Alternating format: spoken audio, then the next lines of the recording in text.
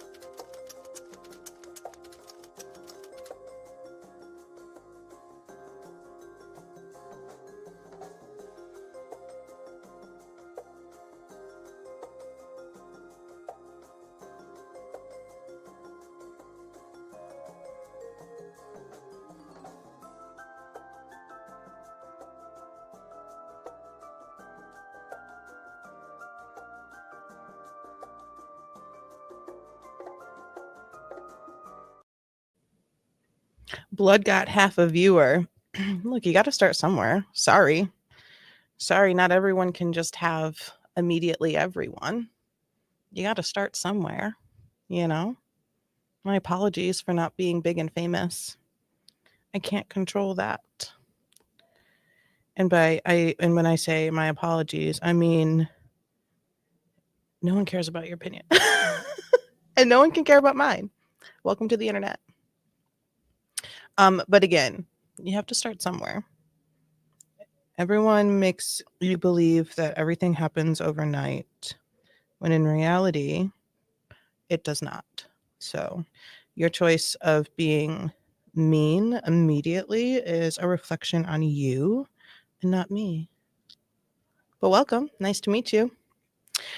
So, what are we talking about today? We are talking about a few things. I'm just trying to find the message for the other thing that I need to send to myself also. So we're talking about a few things. We are talking about Ethan Klein and his lawsuits, and we are also going to finish up some stuff from the Karen Reed case as well. So if you're interested, feel free to stick around. I am just sending myself a quick message so that I have this article here. So hello, welcome. My name is Lily. I'm the chatty juror. We are coming off of the heels of the Karen Reed trial. Karen Reed, if you don't know, I don't know if you're on the internet, so you must know. Karen Reed just was found not guilty on all of the highest charges of her second murder trial for the alleged murder, now not murder, of Boston police officer John O'Keefe. And but we're not starting with that. We're starting with Ethan Klein from H3 Podcast and all of his lawsuits. And what right now is 3. I believe there was a little energy towards it turning into 4, which is I mean, look, go off king. And then we are going to go through some of the lawsuits because there's some funny language in the lawsuits that even as people who are not lawyers can appreciate. So that's what we're going to do today. So a little info of it's hard to say like, oh, here's a little background on Ethan Klein because I mean, it goes back forever.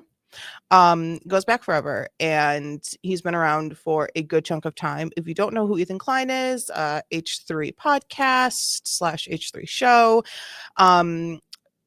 There have been moments in his career that I have gone, ooh, But there's been also moments in his career where I'm just like, that's one of the funniest things I've ever seen. He's got a massive podcast, a massive following. He there was a moment in time where frenemies existed, and it took over the internet in a way that I don't think I've really seen anything take over the internet. Ethan Klein and Trisha Paytas teamed up with the Frenemies podcast, and it was quite it was insane. I don't think there's any other word other than insane in both good and bad ways. So they of course had a falling out. It was quite terrible and miserable for both sides of the table on that one. What else to really say about, I mean, there's so much to say about Ethan Klein. If you don't know Ethan Klein, I don't really know I don't know how to tell you about the man, the myth, the legend, Ethan Klein. He's got, I mean, it's a podcast, and and he exists, and some people hate him, some people love him. It's really weird. It's hard to actually find people like in the middle. so I don't know. You can have your opinions, whatever you'd like, but we are going to talk about some of the current activities when it comes to legal stuff. A few years ago, I think it was 2000. Wait, what's 7 years ago? 2018, 2017? I don't know, 6, 7, 8 years ago. There was a lawsuit between Ethan Klein and Matt Haas when it came to fair use / copyright infringement being alleged against Ethan Klein and Ela, his channel, etc. And it was a precedent making ruling from a judge when it came to the fears that were quickly settling in the reaction content creator circle. Ethan Klein and Ela, his wife, reacted to a video of Matt Haas, and then Matt Haas sued him and said, hey, you're stealing my content. And the judge ruled that it was indeed fair use. It was transformative. It was not in full. There was enough commentary and significance in substantive commentary for it to be deemed fair use. And you are not the winner, Matt Haas, unfortunately, for him. So that kind of cured some issues that were sort of arising in the reaction creator sphere on YouTube and other places as well. There was like immediate fears, like, oh my gosh, Ethan Klein's getting sued. No one can ever make reaction content again. Well, no, you can, but it just has to follow some guidelines, even though those guidelines aren't necessarily set in stone. So each piece of like content reaction is basically its own separate decidable factor. So there's really no like set in stone guidelines of how to properly react to someone else's content on a platform like YouTube or Twitch or what are the other ones, whatever the other ones are. So, but it does need to be transformative. It cannot be a market replication of the original piece of work. And we are going to get into some of the current situations which make Ethan Klein's claims a little more valuable than sort of any defense that might come from the now defendants of these lawsuits. So what happened first? That is a fantastic question. What happened first? No one asked it, but I'll say it. And hi there, if you're out there, welcome. My name's Lily. We usually talk about true crime, murdery things, court, do a lot of that. But this popped up and it is actually quite interesting. So what has happened that has led us to here? So what happened was, I'll just start at this point in time with this video. Let me put it put it up here. And this is not where it all starts. Let me just be clear. This is not where it all starts, but this is a moment where it's kind of like a turning point when it came to action and activity. So we have here the content nuke of Hassan Piker. Now, let me just be clear. Hassan Piker is not being sued as at least in this current moment by Ethan Klein. He is not being sued.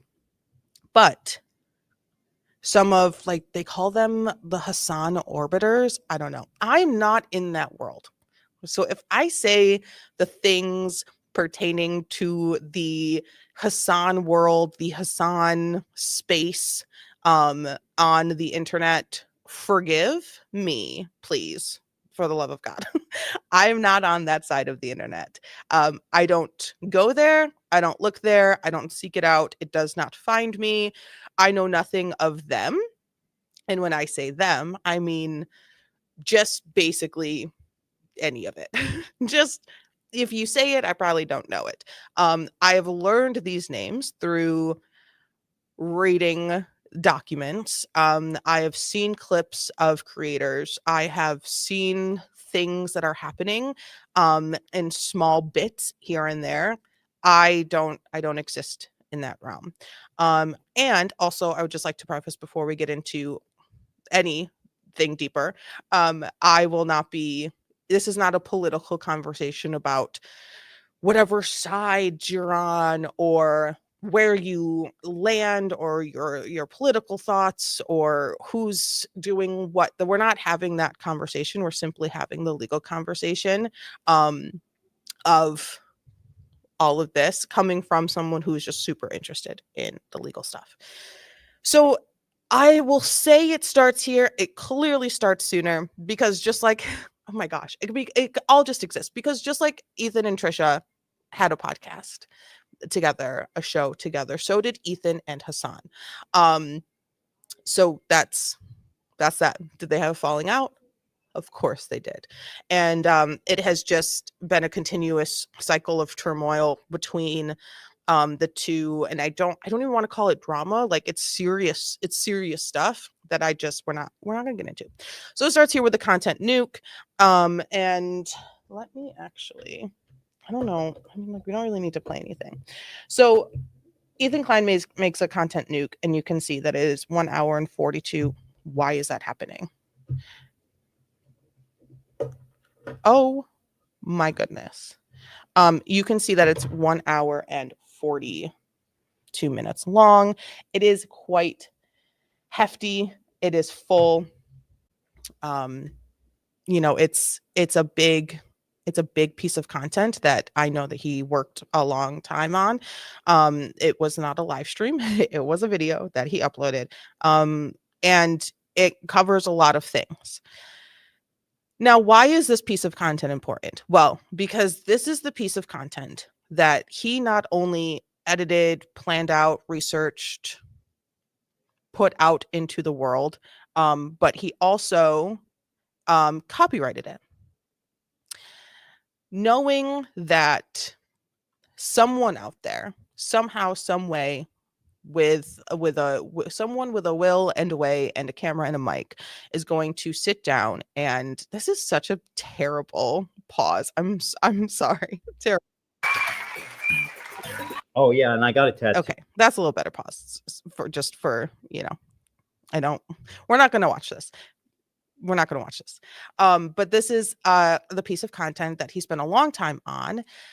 Not only the content of it, but copywriting it so that if someone does unfairly, unlawfully, just completely re-upload this content, either from beginning to end, or while air quotes reacting to it, without actually reacting to it, there could be a little more hefty, hey, you done fucked up energy versus someone who may or may not have copyrighted their content before it was uploaded.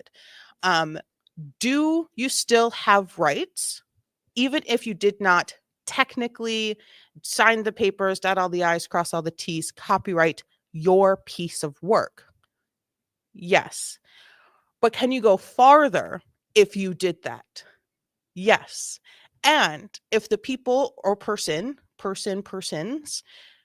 said or made it very clear that they are going to be watching this, reacting to it, air quotes, in a way because they don't want their viewers, their crew, their subscribers, whatever, whoever is there, to have to go support the original creator, they can even go further. So this is exactly what we have here. So the content nuke happened, and it blew up, right? Everyone was watching it. It literally nuked the internet, and everyone was watching it. Everyone was reacting to it. Everyone was commenting on it, and there were many responses to it. One of the responses was from a creator called iDubbbz, which, again, I personally am not familiar. But that's okay. I don't have to be familiar. It just is still a thing. It still exists. Let's see. Content Cop is one of the reactions, and we'll get to the legal ramifications of the people who reacted to his content, but I just kind of want to give you guys this little timeline.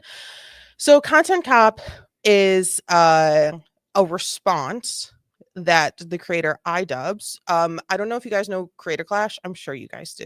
I mean, if you guys know Ethan Klein, Hassan, whatever, you guys are probably familiar with Creator Clash. There's been major drama over that. People not getting paid, and it ran deep with Ethan Klein's crew, because there was a crew member who was training, and they're paying, and they paid to be in it. It's all the things, all the money things. I don't know. I'm not up to date on all the drama, but I know that it was quite disturbing. So the Content Cop from iDubbbz released, and it included within the video some of the creators that we're going to talk about. This, hence why I'm sort of bringing it up in a, hey, we're just talking and we're having a conversation about it, and I just need to talk about it so my brain doesn't think about it anymore, because I want to go back to court. I want to go to court. That's what I want to do, but there's no court right now. There's no good court, in my opinion, right now. There's a lot of court, and there's a lot of court that needs to be done, but so there's a lot of creators that are now currently being affected by the lawsuits. So we have Frogan here, and I'm sure, oh look, this is iDubbbz. Ian, I believe is his name. Everyone in that sphere is such a POS. Ethan, Keem, iDubbbz, and the like. Oh, don't get me started on Keemstar. Yikes. But we have Ethan. Let me just do a quick little scan through. I believe Denims. That's Denims. Like I said, I'm learning all these people and their faces and their names for the first time. And I don't know if Casey Tron is within the Content Cop video, but there was some moments here that, and again, I only watch this in clips because I can't. Then of course there was a content deputy and all these things, whatever about it. And then after a little bit of time, after the folks who watched the content nuke from Ethan got all of their content nuke reactions in, Ethan dropped a little bit of information, and this we are going to react to legally. And when I say legally, I mean we're not going to watch the whole thing, and we're gonna have some conversations as we go through it. And so this is the video that sort of made everyone go, oh shit, he's not lying, because he's not. And I think the very intro, the very beginning is actually quite funny. So we can take a little look and listen here and see what's happening. Hi there. My name is Ethan Klein, and my favorite hobby is spending hundreds of thousands of dollars on lawyers. Today, I invite you into my home to Okay, so first of all, something that I've been seeing going around is an incredible anxiety over Ethan Klein burning a singular dollar bill. When I saw the lawsuits like drop, like they have been served, that's when I sort of started picking up. So I was a little late to the game as things were coming out about him suing people. I You can say you're going to sue anybody. Like you can say, "Oh, I'm going to sue you. I'm going to sue you. I'm going to sue you." Okay, cool. But until like the lawsuits actually exist, I'm not going to really like be interested at all. But then I saw that they were actually filed. They're actually being served. So that's when I started getting into it. And then I just kind of trying to go back in time. There was some some weird energy. Everyone was like, "You're burning money. I can't believe it." It was quite funny. I was like, I'm pretty sure it's a fake dollar bill. And like, even if it's whatever. Share my favorite pastime with you. Join me in creating generational wealth for my attorney. Let me tell you guys a story. About a year and a half ago, it's a big conversation called ReactGate. ReactGate was a debate going on in the streaming community about The energy behind ReactGate, and I was here for that. I was conscious and aware for ReactGate. It was quite concerning because people were they were going under fire. Like everyone was like under fire by everyone. It was just like back and forth between everyone about everything. And XQC, as we can see here, that's XQC if you didn't know. There was a point in time where I didn't. So he doesn't give any fucks, plain and simple, about anything. Does not care. And luckily for him, at this point, he's got like enough money to not care, which is a privilege that 99% of us don't have. You kind of have to care a little bit. You got to have a little bit of care if you have a very tiny bank account. And um, even if you have a very tiny YouTube channel, like myself. Hi, my name is Lily. This is a little tiny baby channel. And people can be mean to little tiny baby channels for being little tiny baby channels, and that's fine. I don't care about that. But what I do care about is not getting sued. Because not only if the uh, truth, one of the truth statements I've ever heard, Jose. XQC doing the worm was so damn funny. And I'm gonna play that in just a second. I think the edit of it in this clip is almost even funnier than when it happened in real time.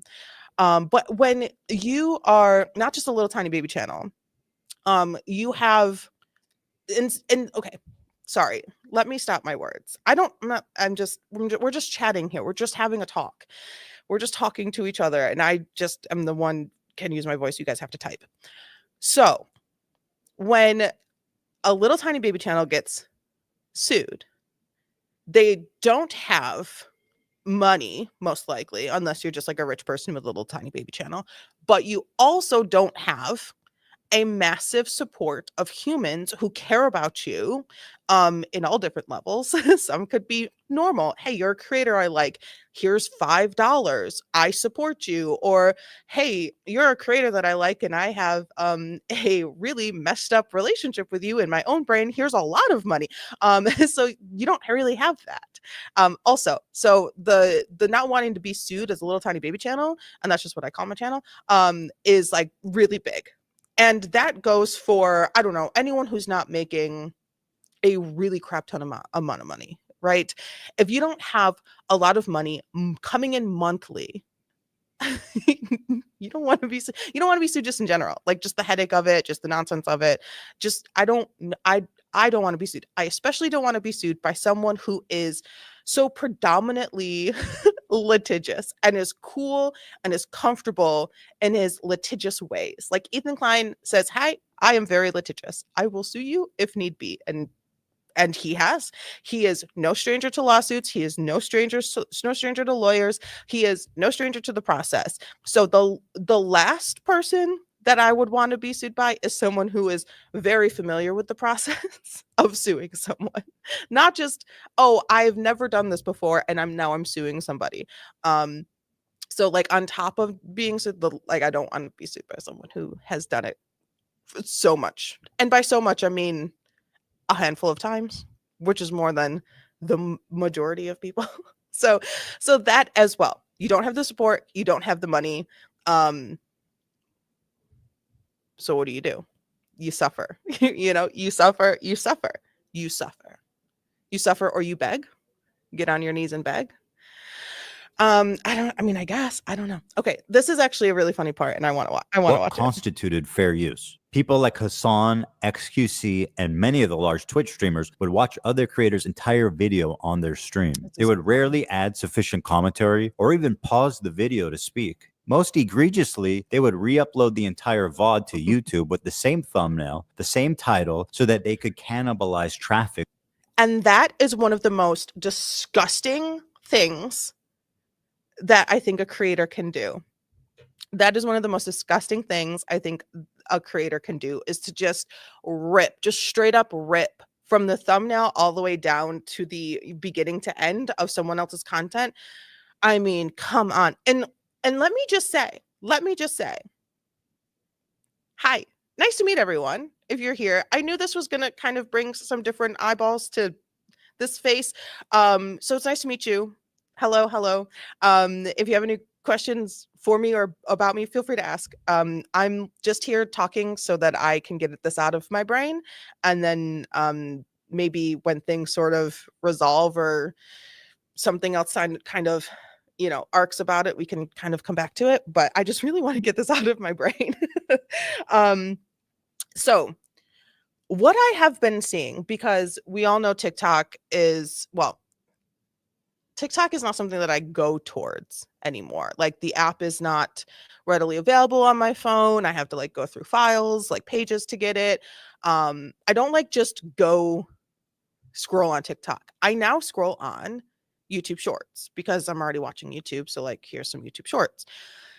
And I have been seeing so many, almost every single short is someone re-uploading someone's content, but like half screening it with the cutting of the foams and the drippings and the candles and the sand garbage, and all of the comments are like, the original creator is this, the original creator is this, you stole this content, you stole this content.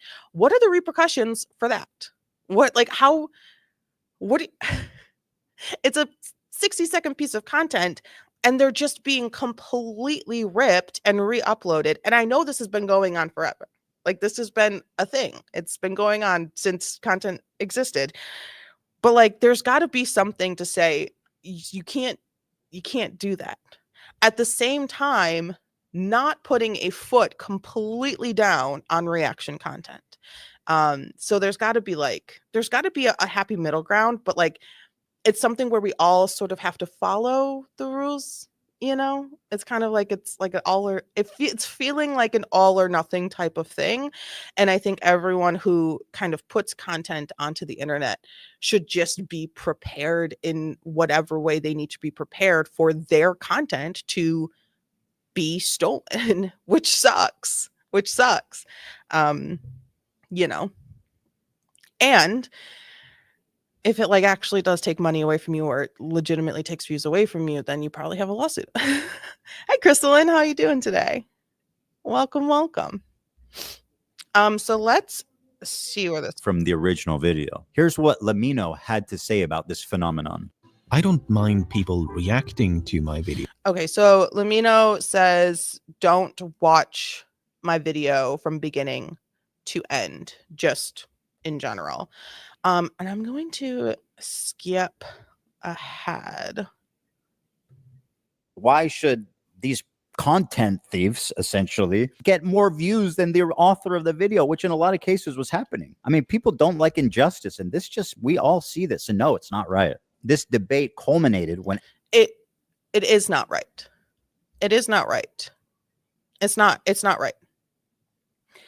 And I think it needs to be, I think the only way for people who actually do I'm just going to sit in the corner. I'm just going to sit in the corner and, add 2, 3, 4, 5 minutes to a 20-minute video, and not pausing it. Have you read the complaints? Yes, I have. I have read the complaints. Is this case actually about copyright, or is it an attempt to punish and unmask anonymous creators? I don't. Okay, that's actually a great question. Is this case actually about copyright? Yes, it is. Or is it an attempt to punish and unmask anonymous creators? I don't think this is about in any way unmasking anonymous creators. Is this going to punish some creators for going out of their way to not do what they're supposed to do? Yes. Sweetness, thank you for your question and just being here and interacting. Appreciate it. Yes, I do think this is a punishment. I don't think it's out to unmask anonymous creators though. I think it is out to point fingers at problems and take away the ability to believe that doing a reaction stream or video and not actually reacting to it is okay. Like removing that thought from creators and not making that an option. Why would the complaints name 1 to 10 does in every lawsuit? So the lawsuits themselves, so I'll pull one up right now. I just have to do a quick little copy and paste into a different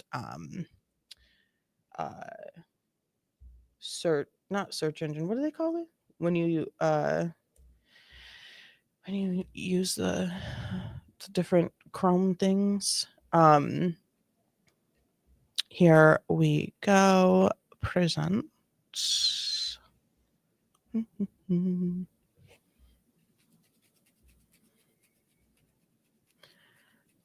Okay, so this is the lawsuit, right, for Casey Tron. So right here, United States District Court for the Western District of Missouri. So I guess Casey Tron lives in Missouri. Like I said, I know nothing of these people personally. I only know of their name / AKA's nonsense, like their internet name. And I'm learning to put the faces to them. I just in general have a really hard time with names. So my apologies if that upsets anyone. It's just a legitimate thing where I have the worst ability to remember anyone's name. But luckily all these people have like pretty unique names. So my brain is a little able now. If 5 people introduce themselves to me as like a John or like just some average like Bob, I won't remember. I will call you a normal, very popular name. So that's what. Thank you so much. That is actually really kind because I've gotten a lot in my life that my voice is quite horrible. So that really has just made my day. Thank you. So right here, so we have TED Entertainment Inc., a California corporation, which is the team of lawyers who are assisting Ethan Klein, plaintiff versus Casey Cavanis. I'm sure I said that incorrectly, which I don't intend to do, aka Casey Tron, an individual, and does 1 through 10. So why does it say does 1 through 10? My best non-lawyer guess that it says does 1 through 10 is because a lot of this is essentially, I'm not going to say copy and paste, but essentially a copy and paste when it goes into the next one for Frogan and the next one for Frogan, Casey Tron, and what is the other? I can't remember their name. I literally just said I can't remember their name. Frogan, Denims. It's literally jeans. It's literally denim. It's literally jeans. So I think that's why it's kind of just to cover your base.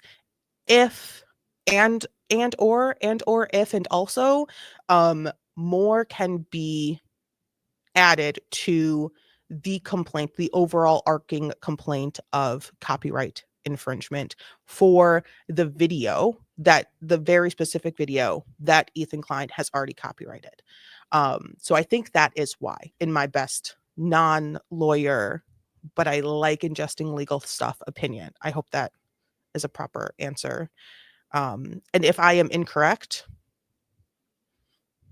that's cool, because I'm here to also learn, which is one of the things I know a lot of people don't know me, but I'm here to not just share my opinions, but to learn also from those watching and chatting and talking with me. That's, we're humans. Nothing will always be correct, but I also like to learn. Even as a fan, I do think obviously there's a copyright case here, but it seems pretty clear that Ethan wouldn't have pursued this if it wasn't for how that circle has harassed him and his family. Mm, interesting. So I think it's a great that's a great point, because I didn't like really talk about all of the, I don't even want to see drama, because it got to the point where it was way past drama, in differing opinions. It has become dangerous, the things that have happened, and could have led, now that is kind of, I know there was like Child Protective Services or something like that was called on Ethan Klein. I don't know who exactly did that. I don't know if that's a known fact of like who exactly made the call or made the complaint.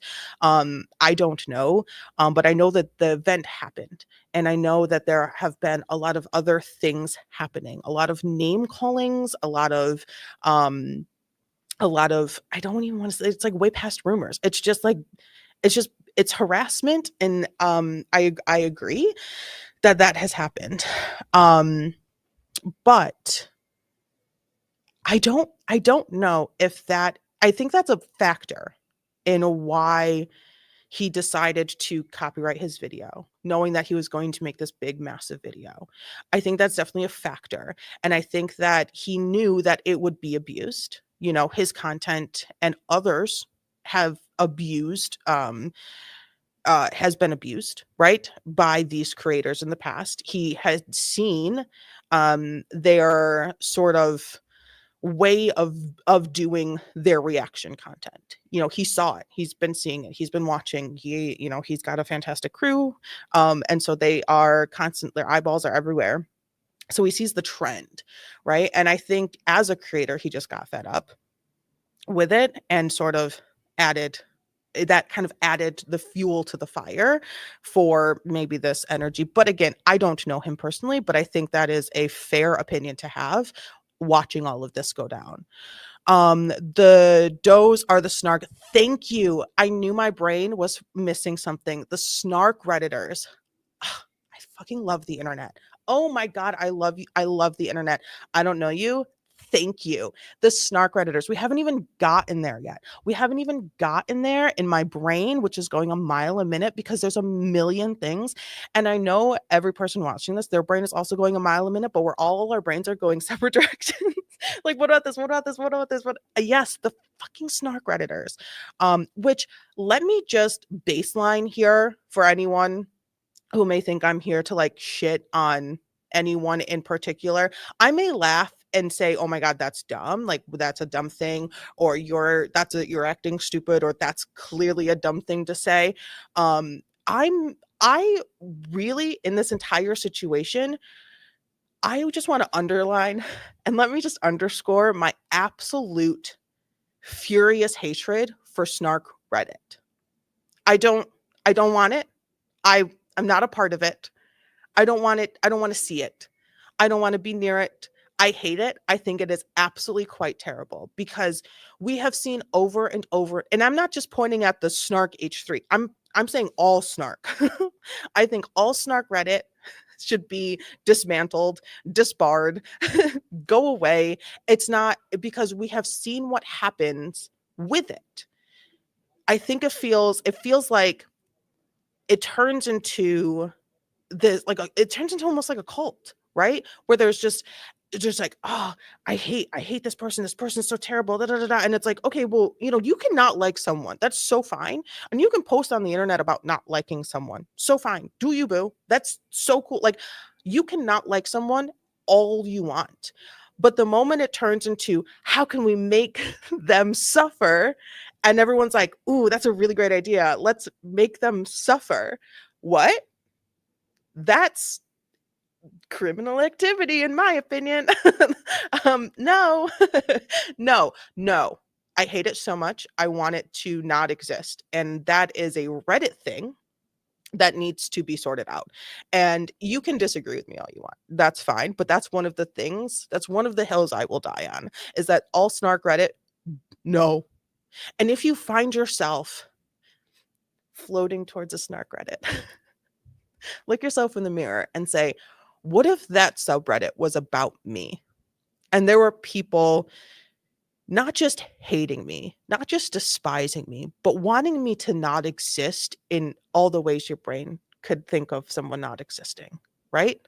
What if it was about you? That's not cool. No one likes that. No one wants that. Don't do that.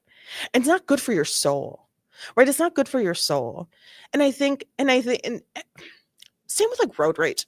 Like, chill out. Take a breather. How much is you getting that red light? This is my analogy. Welcome to my page. I make the worst analogies. Not as bad as denims, though, which we'll get to. How much does it actually suck that you got the red light? Because it's going to be 40 seconds and then you're going to hit the gas again, right? How much does this person actually suck that it's affecting you? That you now have to go on a subreddit with 50, 100, thousands of other people who are like, get them, like you're prepping your pitchforks. I just don't like it. I just don't like it. And if you do like it, can you stop? Can you all stop? Okay, let me just scroll back because I think we're just gonna probably just do kind of chatting comments, talking with folks, which is I'm so cool with. Why does linking a channel count as conspiracy to violate copyright? I don't think linking a channel doesn't. I don't linking if you like watch a video, like if you react to a video and you like link it or you tell people like to go watch this video or like you're reacting to some of it and you put a link to if that's not what you mean, feel free to clarify for me. But if you like put a link to it like in your description or something, I don't think that's conspiracy to violate copyright. If you are not adding anything to transform the content, then you could be, according to a judge, depending on which judge you get, you could be infringing someone's copyright and not actually within the fair use guidelines. So that's a thing. Because they explicitly said it was to circumvent seeing it on his channel. Exactly. And that is one of the main points it's the malignant nature of watching the video on their streams, because all of this happened on Twitch, I believe. I don't know. I think I'm currently live on Twitch. Like I co-stream, but I don't know Twitch. If y'all, I don't know Twitch. I don't understand Twitch. And that's because I don't gravitate towards Twitch, but I think Twitch, there's some really good things that can happen on Twitch. I don't know. There's a vibe and I don't know if it's right for me, if I should continue to co-stream. I'm open to hearing opinions. Oh my God, look at all these chats. Good point. Hi everybody. It's good to meet you. Feel free to subscribe. Good point. It feels like his best way to get revenge, but gosh, it does feel like the Snarks earned it. The Snarks really fought for a reaction from him. And that's the thing. They want the reaction. They want him to talk about the Snark Reddit on his stream, because any publicity is good publicity when you're already the bad guy, right? So it doesn't matter if someone's saying how bad you are. You're already the bad guy, right? I'm already the bad guy. Well, I think I have a different opinion, so I'm the bad. I can't with that. Like I don't know. Like the Snark thing, in my opinion, is like I have to go I have to go home and like do the dishes and fold the laundry. I'm not gonna then curl up into bed and instead of putting Bob's Burgers on to fall asleep, get on H3 Snark. Not for me. I'm not gonna get on Jaclyn Hill Snark or whatever. I'm sure there's a bunch of other ones, but I strictly only have a memory of the Jaclyn Hill Snark Reddit when the lipstick gate happened, and then the H3 Snark Reddit because I don't exist. Cole World, yes, I wholeheartedly agree. It's always just forms of people encouraging each other to be awful, and like it's in my opinion, you're showing your truest colors when you are angry, and so to do that on the internet, something that exists forever. You know, if you go home and you're like, oh, I just had such a terrible day, and you're talking to yourself as like you're I don't know you're throwing stuff around, whatever. Do you? Do you? So just do you. I don't know, but don't if you do it on the internet, it will live forever and it could haunt you. Not saying that it will, but it could haunt you in ways that you never even imagined. Take a chillaxative. That's cute. I like that one. I like chillaxative. LOL, he spends 11 years on YouTube, only sues 3 people, and somehow he's very litigious. And I say very litigious, JH, nice to meet you. I say very litigious because he says he's very litigious. I've seen many a clip where he has claimed, I am very litigious. I'm very litigious. So that's the only reason I said that is because I want to say it's a quote, but it's, not, it's a semi quote. He claims to be very litigious. So that's the only reason I said that. It's fascinating how much legwork the word snark does for everyone. If it had been named H3 criticism, I wonder what would have happened. H3 snark was a community not controlled by H3. That's why. Yes. And I agree that the snark adds some negative connotation to whatever happens within that little group, right? And I think if it was still named like H3 criticism or H3 incorrect or H3 disagree or that type of energy, I think if it was named that and the actions and the words and the energy within that group was the same as it is with the snark, like if it was the same content, different title, I think it would still have the immense sort of just dark space vibes. I don't think I think in let me just clarify my words because my brain's going and my tongue can't go that fast. I think that the worst people always are the loudest let me rephrase. I think that a lot of times the worst people can be the loudest people. And in a lot of times, the worst people can be seen, appear to be great leaders. And so the followers can kind of flood right in. And that is not me saying anyone with a big following is a bad person. That's just me saying in these types of settings, especially like where you're already so mad and someone's more mad and they're really good at showing why you should be even more mad, the person who is a little less mad is probably going to like meet up with them. That's kind of so like in my opinion, if the content was the same, it would still be just as bad. But I think if it started off as H3 criticism, like you suggest, it would probably have a better chance of surviving, not becoming this grotesque mutant of a like subreddit, like it just kind of just bad. I don't like it and I'm disappointed in it because like we're all just people.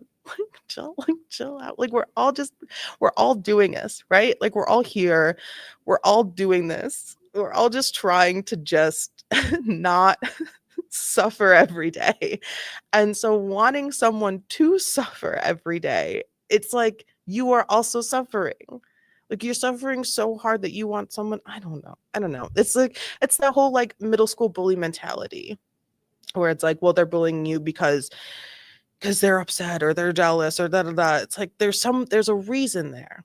There's a reason there. And it in my opinion, it can't be about like political views. Like everyone has different political views.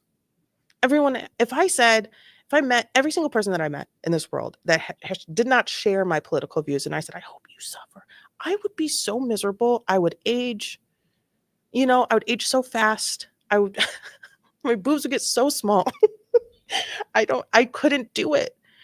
Joy is so important. Like having a little, just a little sprout of joy in your day can it can just it can just blossom. It's so, you guys, I know you know what I mean. It's like, I don't know, you gotta not, just don't do it. It's not healthy. It's not healthy. Shout out Bob's Burgers. They need to touch grass. Brilliantly said. Brilliantly said. Shout out to Bob's Burgers. I just wonder, how are creators supposed to be held accountable for their actions they choose to post online if any snark or criticism is not allowed? I think criticism is well allowed. I think criticism is encouraged. I encourage criticism, and I think the majority of people encourage criticism. But I think giving people criticism is an art, and it comes with like maturity and like learned capabilities, in my opinion. I think just straight up calling someone names and being mean is not criticism. um if you say a mean thing intending to be mean while painting it as criticism, it's not criticism. If I think it's tough because everyone takes criticism differently. Everyone can have different like measurable moments of, okay, I see that as criticism. That was really mean. Well, that's great criticism. It was worded rudely, but I hear it, I see it, I can ingest it, and I may shift, I may change, I may not. I can recognize it, I can see it. Everyone has different levels of like how much mean they can take. Like I can take some mean, but I know that there comes a point where there's like a level of meanness that I just can't take. And even if it says, well, I'm just giving you criticism, okay, but can we try to make it constructive instead of saying it in a mean way type of energy?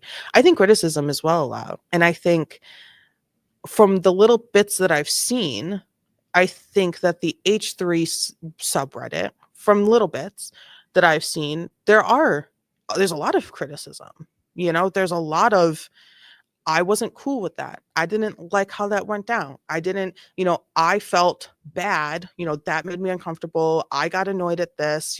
I can't watch these moments. I think there's a lot of criticism.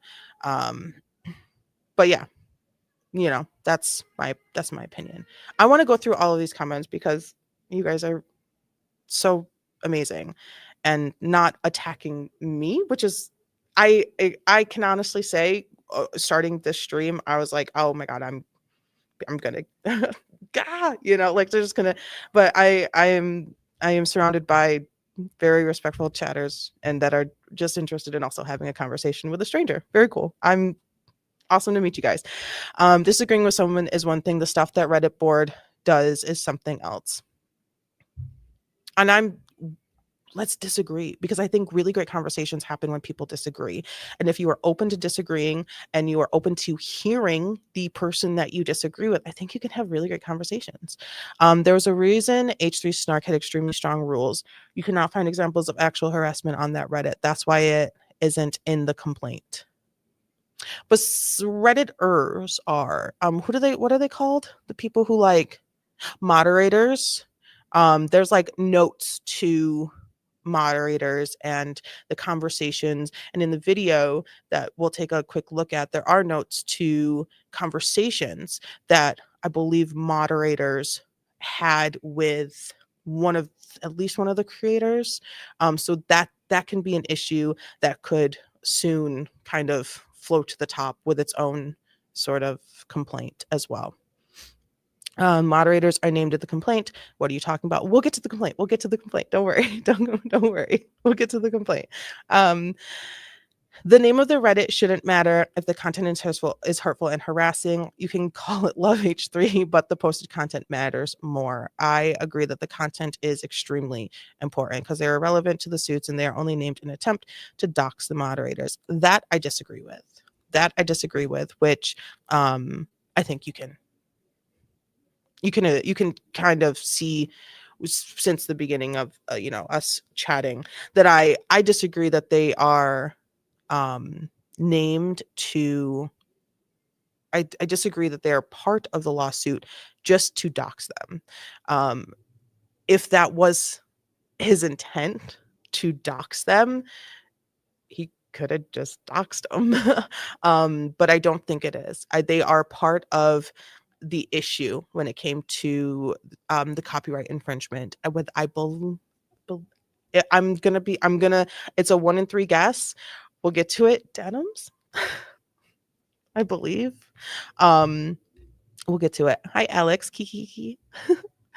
It's not in the lawsuit because the users are anonymous. The lawsuits will take away the anonymity of the mods. Yes, because there was activity between the moderators and the creator that had, and by activity I mean actual conversations, and there were comments showing that because they were part of the H3 snark, they saw on the page, they went to this streamer to watch the content nuke without having to give Ethan Klein a view. Then they'll get added to the lawsuits. They violated copyright law in their post. LMFAO. Okay, well, sweetness, I thought we were having a conversation. So, and if there wasn't a conversation between the moderators, are you a mod? If there wasn't a conversation between the moderator and the creator, who infringed on copyright, it wouldn't be part of the lawsuit. Which, once this gets into discovery, then even more will be discovered. But again, your actions have consequences, and just because it may not have ever happened before to a moderator on a subreddit does not mean it can't and that it won't. So being a part and adding to giving someone more viewers, more eyeballs, also just being in communication with someone who is doing that, like, it sucks that personal communications, was some way related to the copyright infringement, will be a part of discovery. That's the legal process. Personal names, people who did not want this to happen. I mean, these creators didn't want to be sued, but that's how it works. That's how it works. Yes, as a member of HE Reddit, has openly criticized the show. I think there is a large amount of criticism on the actual H3 subreddit. I think that's something that Ethan Klein has sort of created a space. He has a lot just in the stream. H3 isn't just Ethan, it's everyone who works there, and that space that has sort of expanded into the other internet spaces, the comment sections, and the subreddit of, were like, the show was kind of everyone who watches the show, and like you have opinions and the things happen and you vote on things, and how do you feel? Someone makes a post and then people comment, or someone shares a feeling, and there's all those conversations. Okay, so good amount of chats out of the way, which is cool and fun. Where were we? I don't even know where we were. Oh, we were looking at the I'm suing the 3 creators. We got so far off track. We basically just covered everything, but let's do it again. So,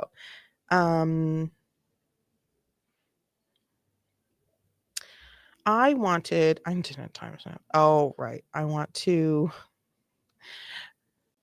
Okay. So this is the XQC worm moment, which I think we also let's just experience this. So Ethan Klein was having a debate. I'm more comfortable with just calling it a conversation because I don't think I could call it a debate in any way, shape, or form. It was really just they were talking. They're they were talking because there was no substantive back and forth. It was just, so why, why do you do this? Do you understand, how damaging it can be to creators, from Ethan to XQC, and XQC with I don't give a fuck. So this was one of the moments that went viral and IP or copyright, iconic. or like the fact that it's illegal, does that matter? That it might be illegal, does that matter to you? No. It doesn't matter. Well, if flat out doesn't, because Well, that's fair. Watch me full screen cam, do the fucking worm, and watch your Do prime, that. then watch Bro, your prime do content. it for a week. Do a week of no reaction content and see how many fucking views you get. Oh, okay, sure.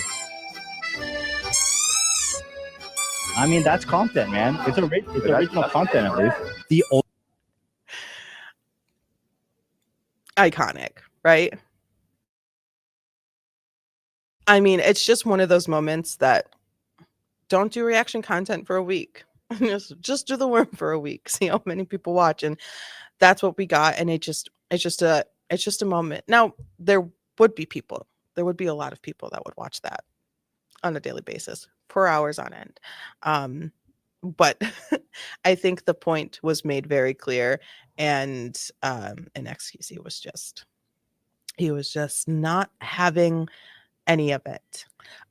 He goes into a little bit about chair react, how I guess Hassan has like a chair and he just gets up and lets videos play. Now, I do that sometimes if I have to go to the ladies' room, but I am usually watching a trial which belongs to the people. So it's the like court trials, like gavel to gavel, like hello, hear ye, yes, someone's could go to jail for life. Those last all day. They're very long and it's an all day thing. And there is there's no copyright for those pieces of either live or post live court streams. So that's why I am so much more comfortable streaming those types of things that belong to the people that don't have the copyright. Hi Betsy, how are you? Criticism is one thing, but malicious intent, like the whole CPS thing, is another. CPS has nothing to do with the lawsuit, but it shows the nature of what happens in the subreddit. And I said a little, nice to meet you, welcome to my channel. My name's Lily. If you guys don't know, just popping in. I don't know much about the CPS situation. I know that it happened, and that's all that I know. I don't know who called it, how it started, why it started, all of those things. I don't know any of that, but I know that CPS was called. Ethan Klein has 3 kids, correct? 3. Ethan Klein has 3 children, and CPS was called. Just that happening can be extremely traumatizing and can cause a lot of just issues. I believe that everything was sort of resolved, closed, no issues found in any way, shape, or form. That's like the extent of my knowledge. So if it did happen on the subreddit or was started on the subreddit or something like that, that sucks. If it was started with I want to try to be like I want to try to give whoever had the original thought or the original post like the benefit of the doubt. I don't know what happened. But calling CPS on someone is a major deal. And you call CPS on someone because the child or children are in danger or suffering. You call CPS for the child, for the child's safety. And so that's all I'm going to say, because I don't want to say anything that might like add energy to doing that. I don't see from what I have seen and what I know, why that would even be an option, why that would even be a thought. So if there is information out there that you guys can either tell me or that I can verify or you can point to or something like that, I would be happy to look. Happy to look, but I don't want to say more things on a thing that I don't know all of the things that I could know about. If there were no issues, if there was no sign of issues, if there was if there was like no vibe of issues, and CPS is called, shame on the person who did that or the people. That's like major shame. That's because there's so many kids that need CPS literally right now in this very moment and that no one's calling CPS for, so I will say, and I think the internet should be able to understand, I'm not going to say more on a thing that I don't know all about. To think, Jose, you guys are great. Even the people who may be like, oh my God, her thoughts are dumb. Nice to meet you. Welcome to the internet. To think this probably wouldn't have happened if Frogan didn't react to Ethan unfollowing is wild. And that is one thing that I do know a little about, because a while ago, Ethan Klein followed Frogan, on Twitter or Instagram or something like that. One of those socials, on a social, right? And Frogan started saying some things that Ethan was not cool with. And so he unfollowed. And then all hell broke loose. The squeak made the clip gold. The squeak was iconic. Hi, Michael. Michael says, I'm excited to see what gets released during Discovery. This is the only other court trial, the Johnny Depp Amber Heard being the other one, where I'm waiting on bated breath for more information. Well, Michael, did you watch the Karen Reed case? Did you watch the Karen Reed second trial? I'm gonna get back to you, Michael, in just 1 second. Whole World says, hear ye. Did you watch the Karen Reed trial? Because in Massachusetts, it's the Commonwealth, so it's like the OG state. So they say hear ye, and that's how they start every day. It's so funny. I think what Ethan is doing is great. Hi, KLX. Nice to meet you. Twitch doesn't follow copyright laws to protect its own creators or even its own institute. Yeah. Twitch is like the wild, wild west of content creation. Like Twitch is the wild, like I popped onto Twitch. I sometimes just kind of scroll to see what's happening, and people were just watching like HBO shows. And I'm like, over here on YouTube, I could never. I couldn't even like quote the show. HBO would be like, you're done. You can't. I once said on a different channel, in a different space on the internet, I spoke Lizzo lyrics. This was before Lizzo was problematic. I spoke Lizzo lyrics, and I got DMCA'd. I got claimed. I spoke Lizzo lyrics, and YouTube was like, too close to the real thing. Get it out of here. I was so upset. But yes, Twitch is the wild, wild west when it comes to content, and just what you can do over there. I don't. Twitch also just seems dark. Like it just seems dark. Like no one's ever like well lit on Twitch. I don't know. And this is just my own personal experience. Whenever I'm scrolling through Twitch, everyone's just in the dark. Everyone's in a dark room with like one bulb on somewhere. I haven't heard about the Karen Reed case. Also, the idea that internal snark communications up for Discovery must be terrifying for the moderators. Yes. I took a piece of advice from a law tuber who is actually a lawyer, Emily D. Baker, which probably you guys are super familiar with. I took one piece, two very critical pieces of advice. Type things out, either in text or on the internet, as if they will become discovered in some sort of discovery, right? Write the things as if it could be read in trial. Because it very well could, because you never know what's going to happen to the people you're connected with, right? You have no control over it. If one of your best friends, I don't know, gets in an accident and they go to trial, and I still have those freaking reactions on and I forget to turn them off every time, and they need to see, how much you had to drink, or they need to go through your phone and da da da da, and they go through all the text messages, and your text could be read in trial. So type out the things like they could be read in trial. Also, passcodes on your phone, at least six numbers, right? 6 and up. 6 and up. At least 6. Love Emily Chanel. Love her so much. I love her. Michael, where was this message? This one. This is the only other court trial, the Johnny Depp Amber Heard being the other, where I'm waiting on bated breath for more information. Will more information come out? Yes and no. I have a feeling that most, if not all, of these lawsuits will be settled outside of court. I don't think that these creators want to go to trial. It's not fun. And you need attorneys, and those cost money. You need to do so much. You need to be in so many places.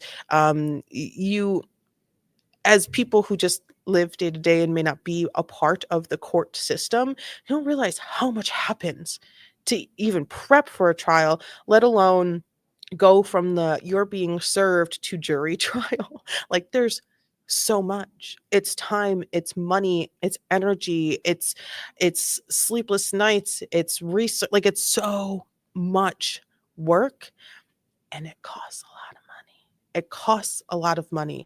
And I in my brain, in my soul, any one of these creators who are being sued, and if more are added, they would very quickly say with their lawyers, which I hope they have and or are getting soon, how can we mediate and settle? I don't want to do this. I don't want to do this. I don't want to do this. I don't want to do this. He wins. I don't want to do this. I don't want to do this, because I don't really know anyone who wants to, unless you're the lawyer. Unless you're the lawyer, that's it, like, yeah, it's a job. It's another case. It's a job. You get money for it, like, I don't know anyone who's like, oh, I can't wait to be sued.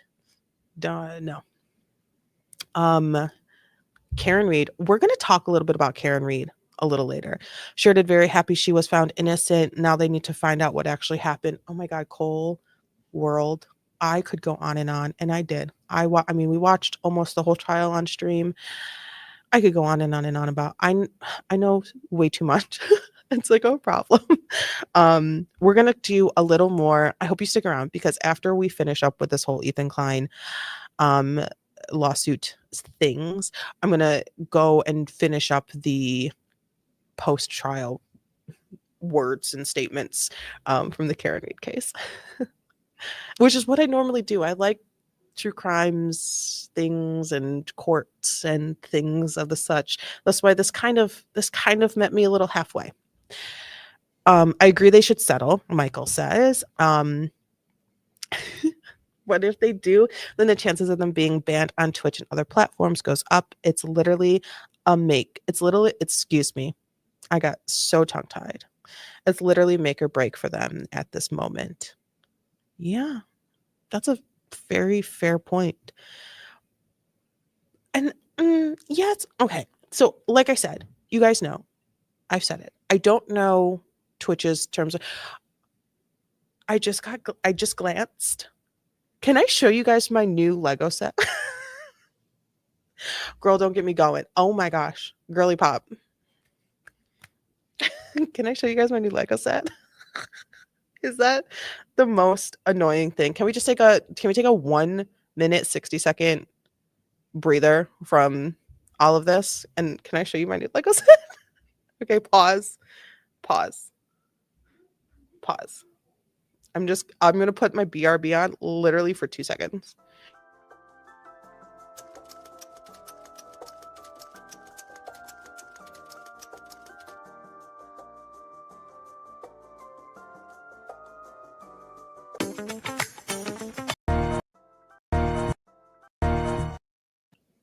I hit so many buttons that were incorrect.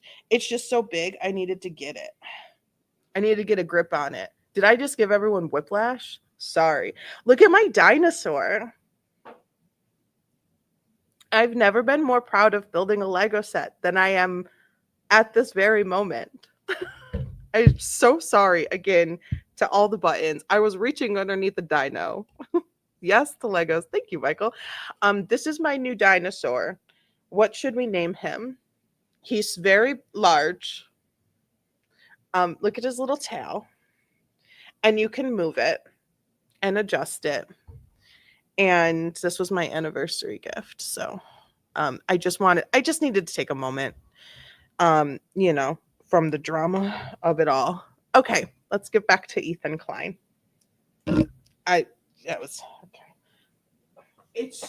That's not the right way, but that's how it's going to be right now.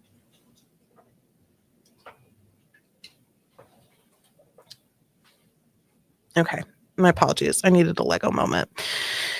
All right, back to Ethan Klein. We just needed to take a breather, you know. We get heated, we get into it. Okay, so and there's a whole Destiny like subplot. I can't. There's too much here, you guys. I don't know how I don't know how Ethan Klein. Should I start calling him Sir Klein? I don't know how Mr. Klein exists in a world with so many things, you know? Like I just don't know. Hi Ronnie, how are you? Happy Friday. Oh, it's Friday. It's not 1,000,000 degrees. I don't know where everyone is located. You don't have to, you know, states or whatever, cool. If you want to say, but up here where I am, we have been in a heat wave. We were in it for what, 4 days? And it was like maxing out at like 105 and I don't like it. So the past couple days have been much cooler and we can breathe. I broke out. My face is so angry at me. But you know, what can a girl do? All right, let's find all right, so here is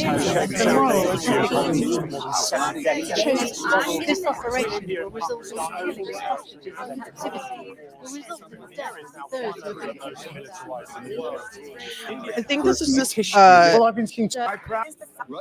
adorable dog. This is a fantastic, you know, representation of is it too much?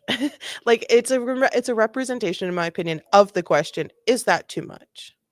Mr. Chair's been working out. He looks so fit. So fat. Mr. Chair is so slay.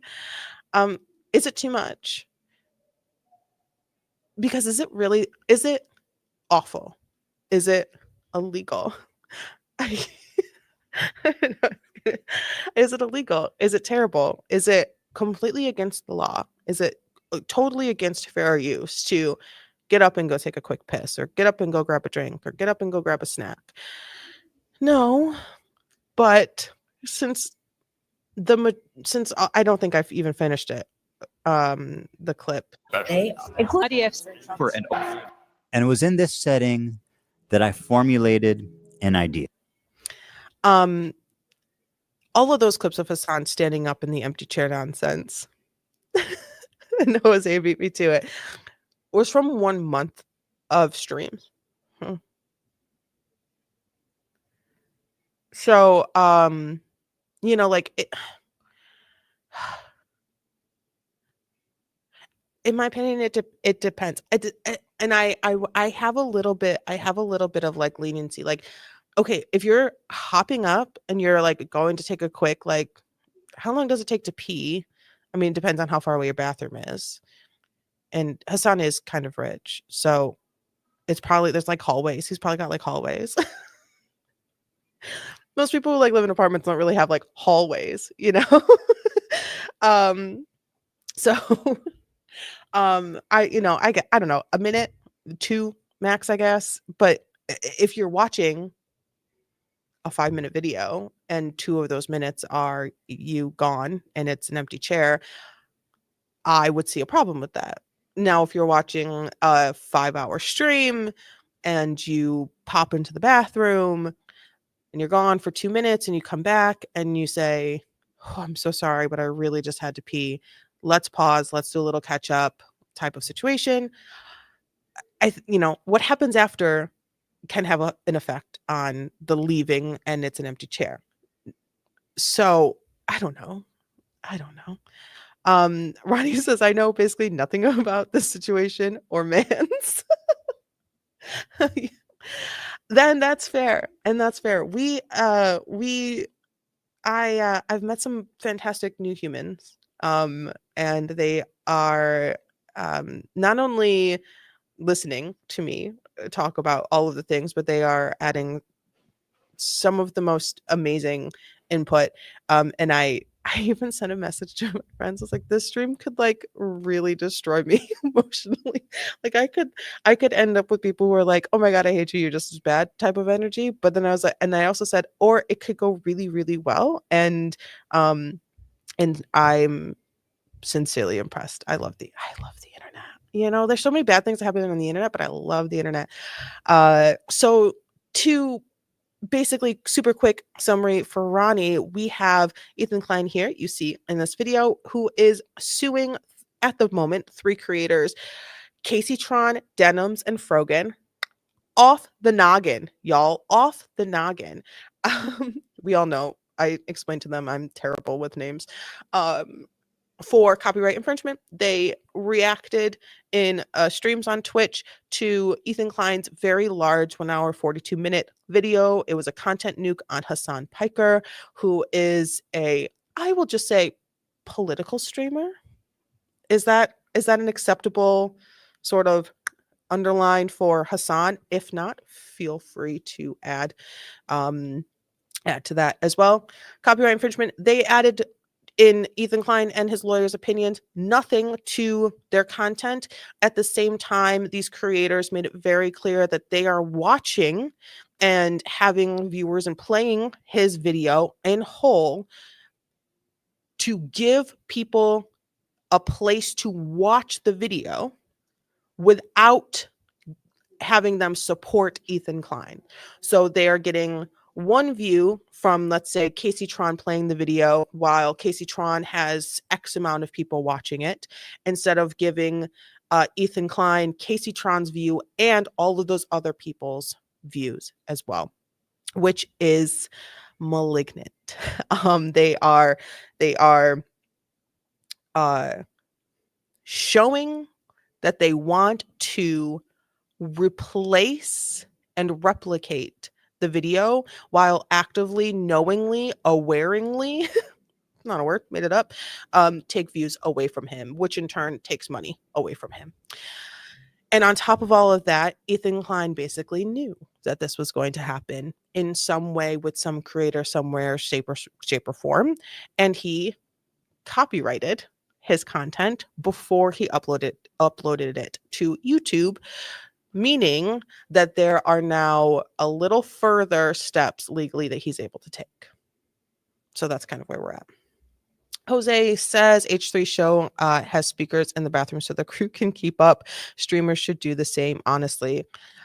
Yes, I think that watching it, like pop your phone on, and then getting back and then kind of having that, sorry guys, had to pee, didn't want to interrupt it, didn't want to pause you, didn't want to put you on a break, but let's talk about what just happened, pausing the video, having those conversations. Michael said was that the 2-minute pee? So yeah. Legal drama legally. essentially that. And we are just going through Ethan Klein's video. I'm suing these 3 creators, talking about how he's suing these 3 creators, and then we're going to go look at the actual lawsuits. And I have to sniffle, I'm so sorry. What if I could make a long-form, irresistible piece of content that I knew that these streamers couldn't resist? They couldn't avoid the temptation of watching it the second it was published. I don't have an issue with them. Shit. It's not that I wanted these people to steal my video. It's that I knew they would. I knew they would watch.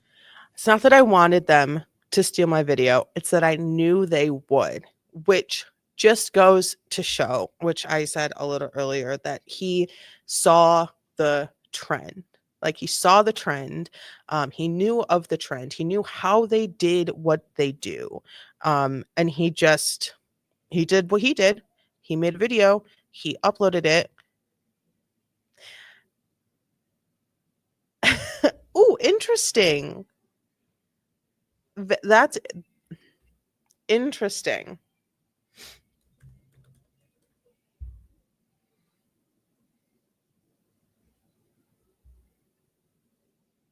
I think you'd probably like that, Ronnie. So he saw that. I wonder if Ethan's original plan was to do this to Hassan, but since Hassan didn't watch it, Ethan had to beg him to do so and basically gave him permission. I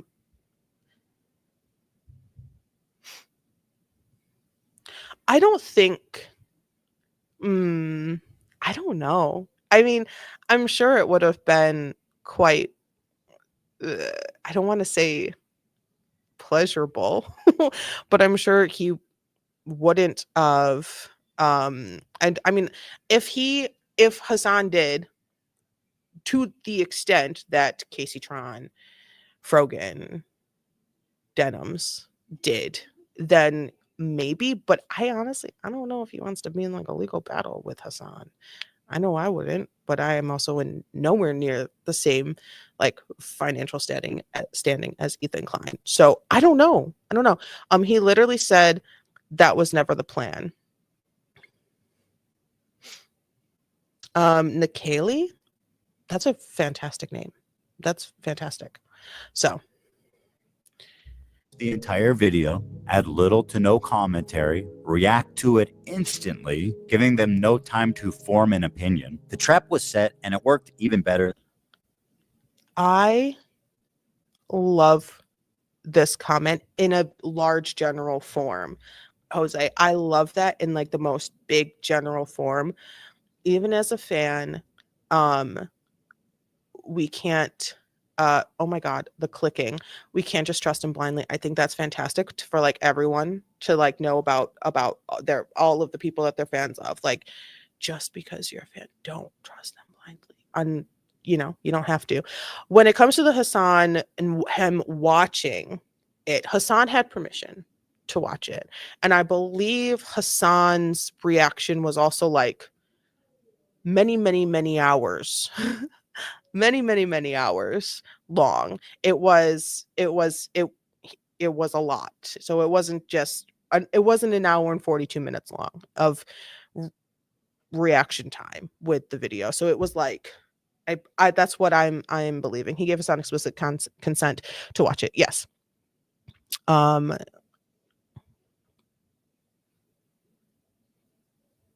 I mentioned that in the video that he wouldn't go after a bunch of people that watched it because they stopped and transformed the content, whereas Denims, exactly. Denims, and this is why. So this is why Denims, Casey Tron, Frogan are being where the I heard that there was maybe going to be a fourth added. Sean the Black. Do we know about? Do we have confirmation on that? Anyone out there have confirmation? So he picked these people. He could have picked more. You don't have to, but he did. He picked these three. He picked these three people, and he picked them because of the lack of transformative content that they added to his content nuke. So there was nothing added. There was nothing of substance added. There was nothing. There was no pausing. There was no breaking. There was none of this. Where the video is off, and now we're just having a conversation. When did we start this video? Because even I have skipped a bunch, and we are 4 minutes and 22 seconds. And when I watch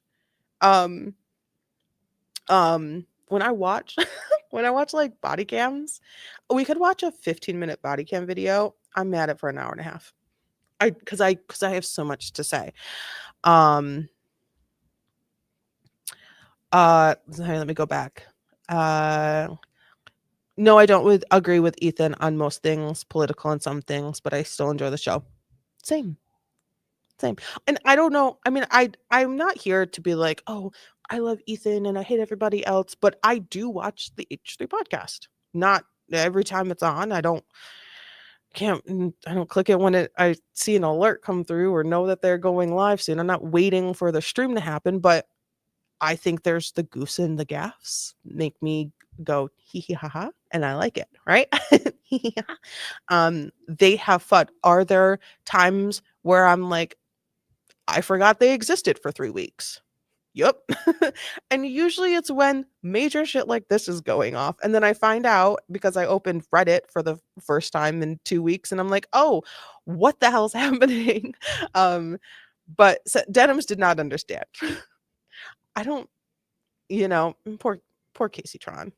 Anywho, Sean is confirmed. I haven't seen anything about that. I literally have never heard of him besides being in the vid with iDubbbz. Interesting. It's so I'm enjoying this only because I like having conversations. And I like being here. And I think it's really interesting to see the people who are sort of like level-headed, where they're like, let's all just sort of sort this out. These are things I know, these are things I know, these are things I feel, these are things I feel. That's super cool. While at the same time you see those who are like, I will fight. I will fight tooth and nail for a creator that knows nothing about me. That's fine. You can be that type of person. That's fine. But like, why? Why? Jose, at this point, I watch H3 almost as a reality show. Lol. That's actually a really good way to sort of look at it. I dig that. I watch Hassan and Ethan Bakasha with I wish Ethan just did good and Hassan just did politics. Oh, goofs. Goofs. Ethan and his goofs are great. I like the goofs and I love the crew with the goofs. I love the goofy crew. I love the drama corner. We're a fan. We're a fan of the drama. They just have been hypocritical on certain things, but who is it? Period. And like recognizing that it's like a ding ding ding. We are mature using brain humans who can think critically and like we slay, like I love that. And most times when called out, Ethan will publicly backtrack instead of ignoring it. I like his candor with the audience. Yes.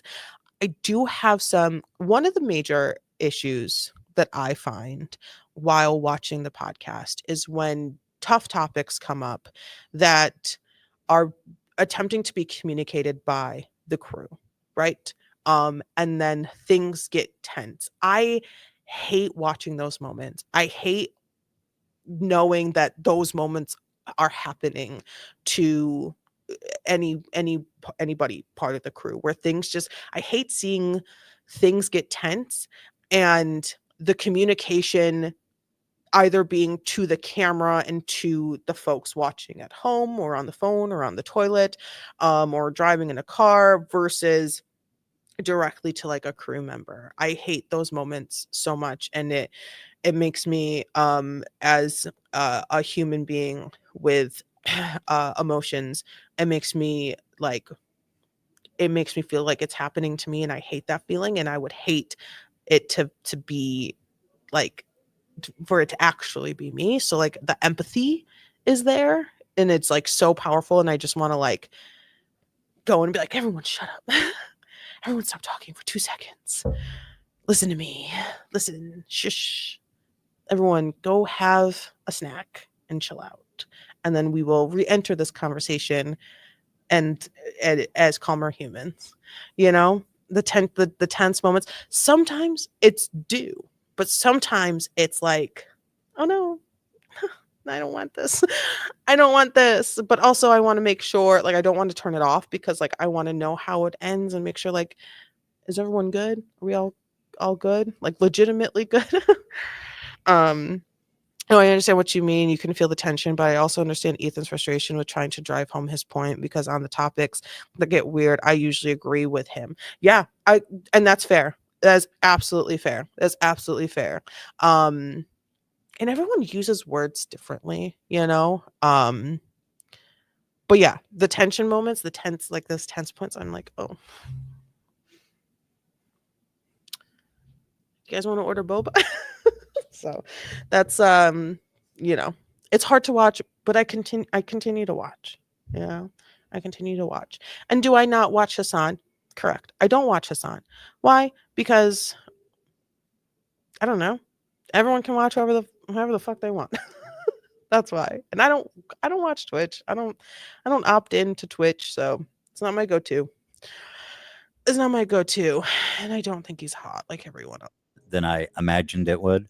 We captured pretty much every large streamer reacting to it in its entirety immediately after it was published. Now, the thing is, there were a few people that went above and beyond to commit copyright infringement. For example, Tell me Denim about it. sits here silently with nearly 50,000 live viewers. That's 30 times her regular viewership. She's working directly with the Snark subreddit moderators to siphon. I literally don't though. You look smelly. Well, you look like someone who can't comment on my channel anymore. Suck it. You look smelly is so dumb. That's funny. You look smelly. I literally am not though.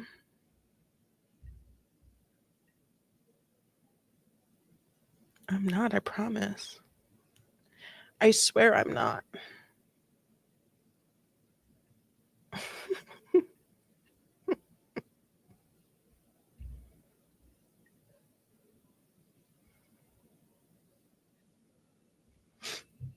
Oh, oh my gosh. Someone already beat me to it. Thank you. That's really sweet. Thank you, thank you, thank you. Is this that smelly streamer everyone keeps talking about? Looks dirty. Okay. I'm just covered in dirt. I'm so dirty and grimy. Could you imagine?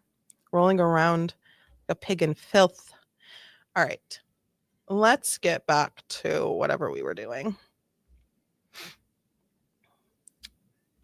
Boop, boop, boop. Okay, so he was talking about Views, and their stuff. intentions couldn't be clearer. So Here's this an is when excerpt. so this is the we are looking at I'll move. We're looking at H3 Snark moderators and communications between Frogan, Denims, Casey Tron, now Shonda Black, and the correlation between their communications and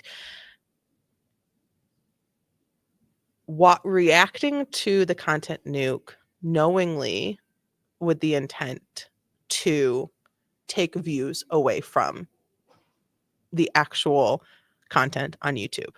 So all right, let's move a little forward because we did so much talking about it. Let's get into I think this is Well, guys, if you enjoyed not giving any views to that terrible video, follow, subscribe, throw a prime. The state of reaction content on Twitch is so so basically Denim screwed herself right there.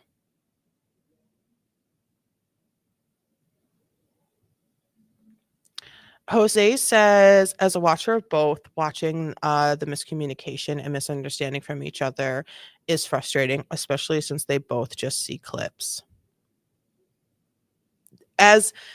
So I don't watch both, and I don't watch one religiously either. And so there was actually, I probably didn't watch like H3 like for like a whole month. Like a month or so ago. So like I am nowhere near caught up between him and the Hassan and where they're at type energy, other than like content nuke and all those things. I could see how extremely frustrating it is if you do watch both creators and kind of stay in the know as to what they're up to. I could see the immense frustration between them being so strong-willed and like so steadfast in their opinions and views, in their thoughts, and where they stand and how they feel. And I don't want to even say politics, because one of the main things, it's not, to me, it's not politics, it's like humans, like humans living type of energy. So yeah, so I could see how very, very frustrating that could be. So can we just go back and just listen to Denim's We can all unite again? against this type of egregious It's- behavior that not it's only makes us this. all look bad, but could destroy the commentary community as we know it. Well, guys, if you enjoyed not giving any views to that terrible video, follow, subscribe, throw a prime. The state of reaction Pay me. I'm glad we didn't. I'm glad we didn't. You didn't actually click on that video. The alleged 50,000 of you near about. I'm glad you didn't click on Ethan Klein's video and you were able to watch the whole thing from beginning to end here with me, because yucky. And also, I'll take some money. No, no, no, no. That's not how that works. That's not how that works. You can't do that. You are showing your consciousness of guilt. You went into it. You did this for a reason. You did it for a reason. And you knew that reason because you didn't want to give views to Ethan Klein for the content nuke. And you said, good thing you guys didn't watch it, but you watched it over here because you were able to see the full thing. And I barely got in the way of it. That's bad. Hello, lawsuit. Imagine the hubris to be able to say something like that. I mean, and then we enter Casey Tron energy. high bar of criteria that I set forth earlier. These people were not targeted based on their gender, their identity, their political beliefs. All three are on this list. In fact, they're the only three, as far as I could tell, that reacted to the full video. Drum roll, please. Who's sweating at home, guys? Casey Tron, the queen of Rolex. ripping farts and bong loads. They do musicals. They're very musical people. Are you being serious? Dog, what do you look? You think I made this? Okay.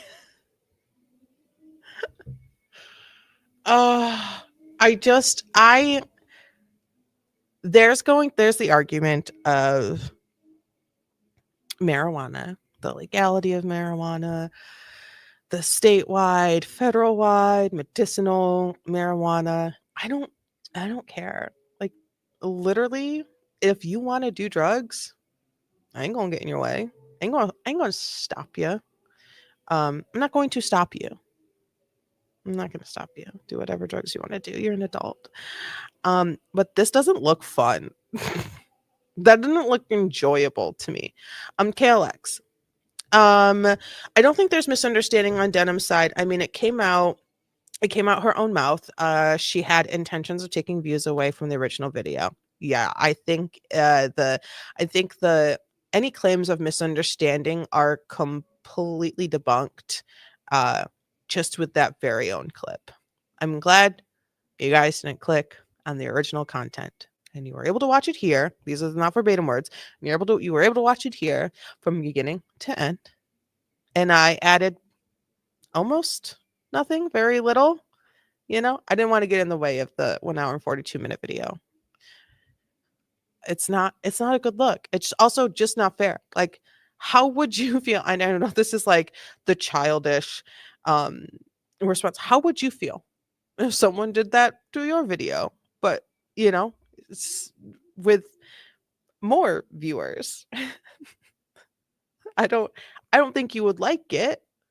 I don't think you would be down with it. I don't think you'd be cool with it. So like theft is theft. Theft is theft. Stealing he's stealing it.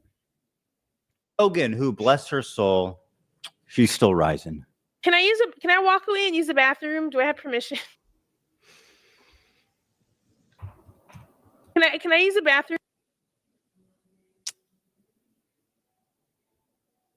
This is this the Lego Great Wave? Because if so, I just built that. If that's the Lego Great Wave, I don't know if it is. I don't think it is. It's framed, looks just like the Lego Great Wave. Also, this light is kind of cute. Don't hate me. You know, I don't. Sad Machine 84. Really? Wait. Really? How are you? Nice to meet you. Welcome to my channel. They recommended my stream. Thanks, YouTube. I appreciate that. That's super cool. Good vibes. You too. Love that. I kind of like that like I don't like what it okay, let's just continue. Okay, just continue. Yeah. Yeah, it does have a white mat and the goldish brown trim. But I think the white mat is larger, so that's why I don't think it's the Lego. I think it's like wider, thicker. But yeah, it's like massive. It's really cool. Room, please. I'll leave it playing.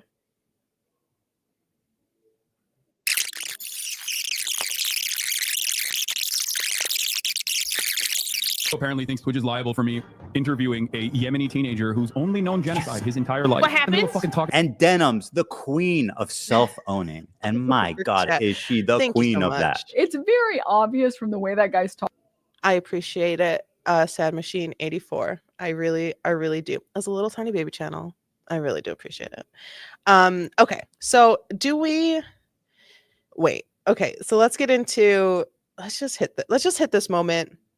Casey Tron smokes more than she spoke. Smoked more than she spoke. Casey Tron smokes 42 times during her reaction. And just as a silly thought Stop. experiment, We'll see this again. It's in the doc. Oh no. we Oh, thought, wouldn't no. it be funny if she spent more time thing. smoking than she did talking? And thinking there was no way that could be true. Well, we tallied them up, and lo and behold, there's 15 minutes, 40 seconds of commentary versus 18 minutes and 55 seconds of smoking. She spent 3 minutes and 15 seconds longer smoking than she did talking in her quote unquote reaction. And whatever talk. But before he answers my question, 15 minutes and 40 seconds, great, of talking, of hopefully substantive content adding to the content. You know, what are your opinions? How are you transforming the content with 15 minutes and 40 seconds, which is kind of tough because the entire video is an hour and 42 minutes.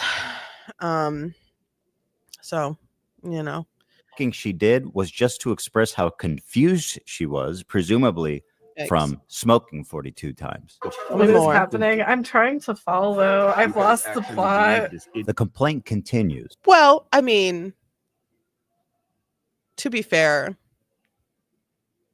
I'm sure a lot of people watched that and also lost the plot. But if the majority of it was that, then I think it'll be very tough for a judge to find that transformative in any way. Imagine all three having the argument in front of the court saying, Your Honor, he's suing me because he's an incel. Oh my God. I don't even, it's really hard for me to even get into that side of all of this because I just don't, we'll get there. We'll get there. Hi, Stella Max. H3 stopped being entertainment. I'm sorry. My tongue has been completely tied all day. H3 stopped being entertaining a few years ago. Let's just be honest. That's fair that you find it not entertaining. That's cool. That's a vibe. Ain't no hate. I'm not gonna be like, oh my God, I disagree. It definitely shifted. In my opinion, it definitely shifted. Because how long ago was Frenemies? I don't know. I am so late. Lots of practice today. Ooh, well, practice is always good. Practice is always good. You are, oh, excuse me. I was like, I'm heavily under the influence. How'd you guys know?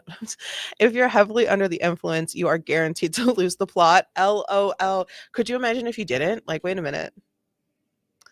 Also, let me just talk about the drug use. I don't care about doing the drug.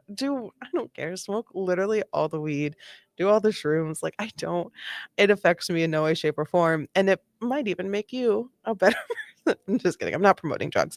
But I'm not promoting drugs.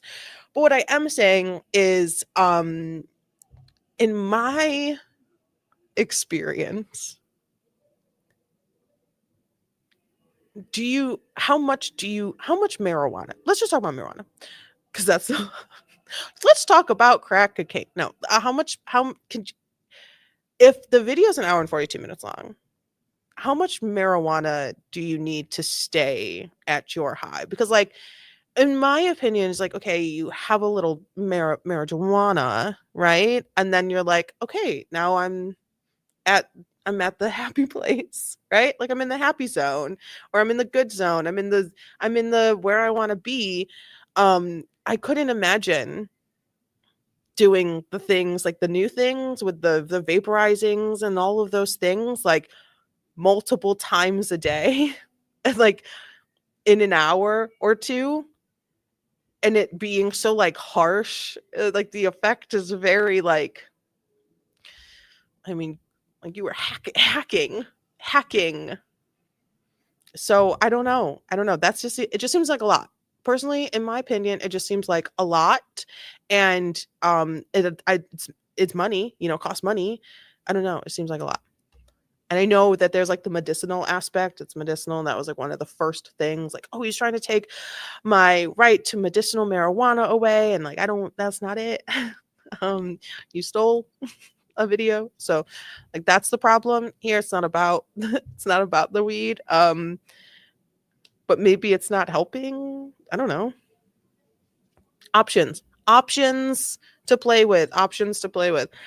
Nothing like learning music hours before you have to play. It's better than not learning it, though. Above lava. That's a great name. I eat a gummy, vibe, and take a nap. I feel attacked. I went to the dispensary today. I'm sorry. I did not mean to attack you. My apologies. Let's see what else. I mean, we really went over all of this, but okay. So we're actually at a fun little silly point that we'll get back to when we read the document. Indeed, Casey Tron is often too obliterated to comment on the nuke, and instead Such a stares stellar blankly word. at her computer screen. In a span of 2 hours and 7 minutes, Casey Tron smokes marijuana, frequently in highly concentrated forms through vaporizers, on 42 separate occasions. At one point, Casey Tron is so wasted that she states, quote, "What is happening? I'm trying to follow, but I've lost the plot." To give you an idea, the majority of her commentary comes down to this. I mean, I don't understand this bit that he's doing. He's read more books than you could ever imagine. It's so much. CPM's coming out of Qatar. What the hell You is kids going love anime, on? right? He's read my more- God. Okay. Can we just all take a breather, and not that breather. Let's all not breathe that for 1 second. That's a massive bag. I thought the bag, I looked over to find something the size that my brain thought it was going to be, and I have a box of Cheez-Its. I thought the bag was like this big, like a, like like a doggy poop bag. Like my dog took a shit and now I have to pick it up with one of those bags that's going to decompose. Decompose? That's the word.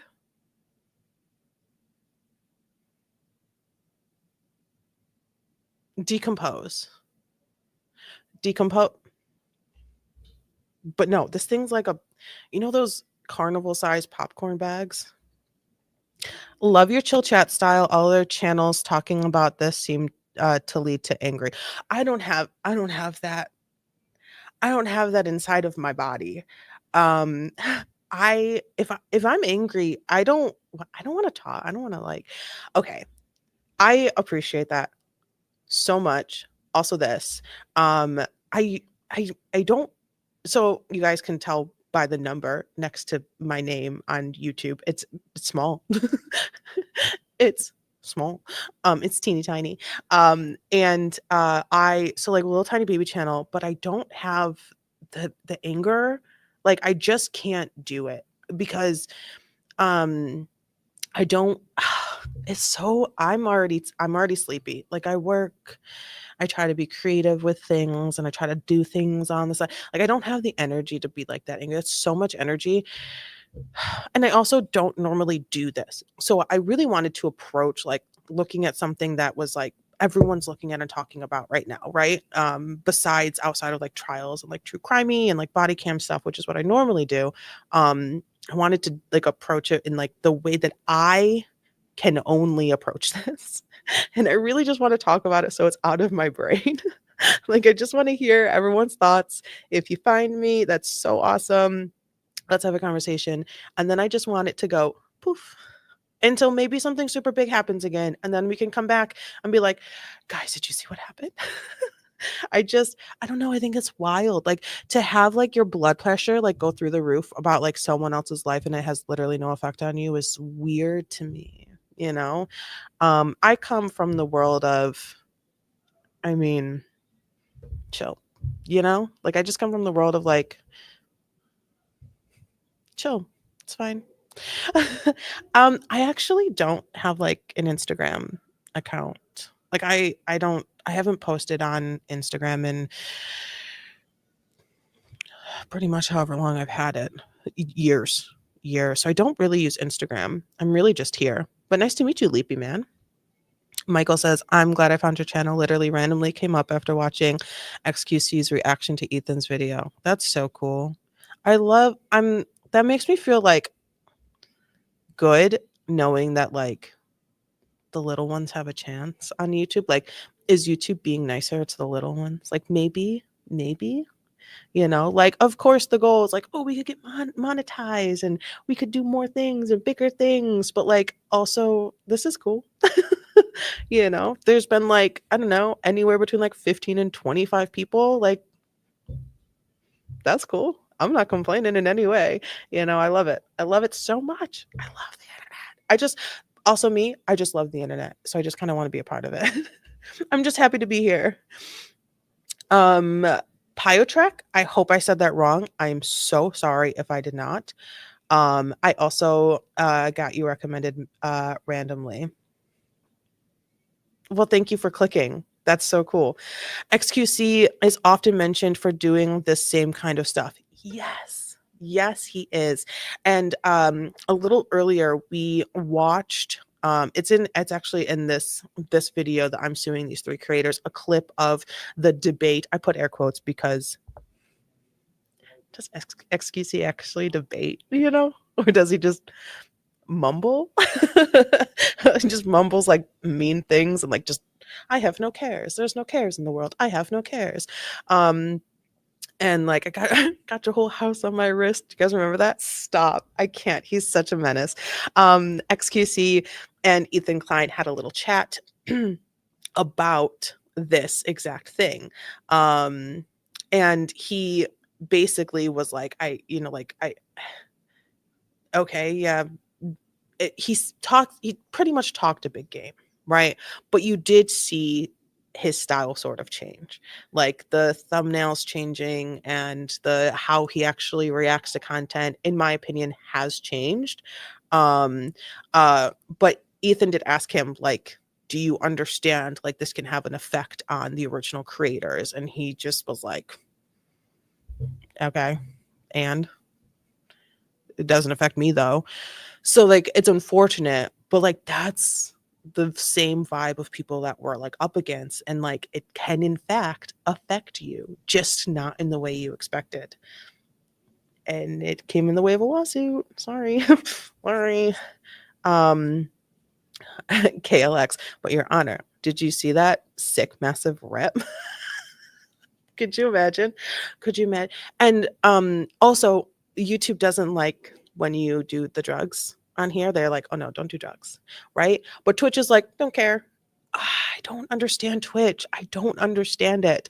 Yes, but XQC doesn't say I want to steal their views, even though he does. Period. Period. He doesn't like outright say, I want to take your views. I want you guys to watch this here so you don't have to support so and so, the original content creator. He doesn't say that, but he does. He still does it. But in my opinion, from the very minimal, and I'm saying this I'm saying this very delicately because I could very quickly just scroll and see it being done again in worse ways with XQC. I think he has altered his style a wee bit. I think he's altered his style a wee bit, which is a little better, but still not still not great. So I saw Olivia and I was like, where did that comment go? Did I see or not? I don't know. Oh, there it is. XQC does the same, but he hasn't come out and said, I did this to take views away from the original video. That's the difference. Exactly. And that's the malignant factor here is going to play a massive role when the judge is reading through this. And if it even settles before discovery, but after discovery, the judge will say, oh, look, these are the things you said. And you said them with 2 feet on the ground, like you were. Now, unfortunately for Casey Tron, they might be like, you may not have been in the right state of mind due to the drugs. So I don't know. I think that the marijuana use might have a wavering effect when it comes to the judge of this case in a different way than Denham's and Frogan. They're not apparently on a mind-altering substance. And when I say mind-altering, it's just weed. It's just a little weed. Well, I wouldn't say little. Let me rephrase. It's just weed. Definitely not a little weed. And Olivia likes XQC, so we can't be mad at him. I think Olivia liking XQC is, and by liking, I mean like finding him attractive or whatever. Like, I'm not trying to get up in her business, like respect, nothing but respect. I think it's adorable and I think it's hilarious and I think it's a fantastic like through line for like anything that comes up. I think that's adorbs. But what is not adorable is how Casey Tron's like physically reacting to this weed. I don't like it. I don't understand this. I'm not I don't know. I don't really like him. I'm not a big XQC fan. Not a bit. I mean, let me just say, I've never watched a full video because I don't know what he's saying. And that's a problem for me. I can't listen to songs where I don't understand the lyrics. Like if they're like mumbling, I can't listen. I'm sorry. I don't know what you're saying. The beat could be slapping, but if I don't know what you're saying, I'm sorry. And that goes for all genres. Rap, country, pop.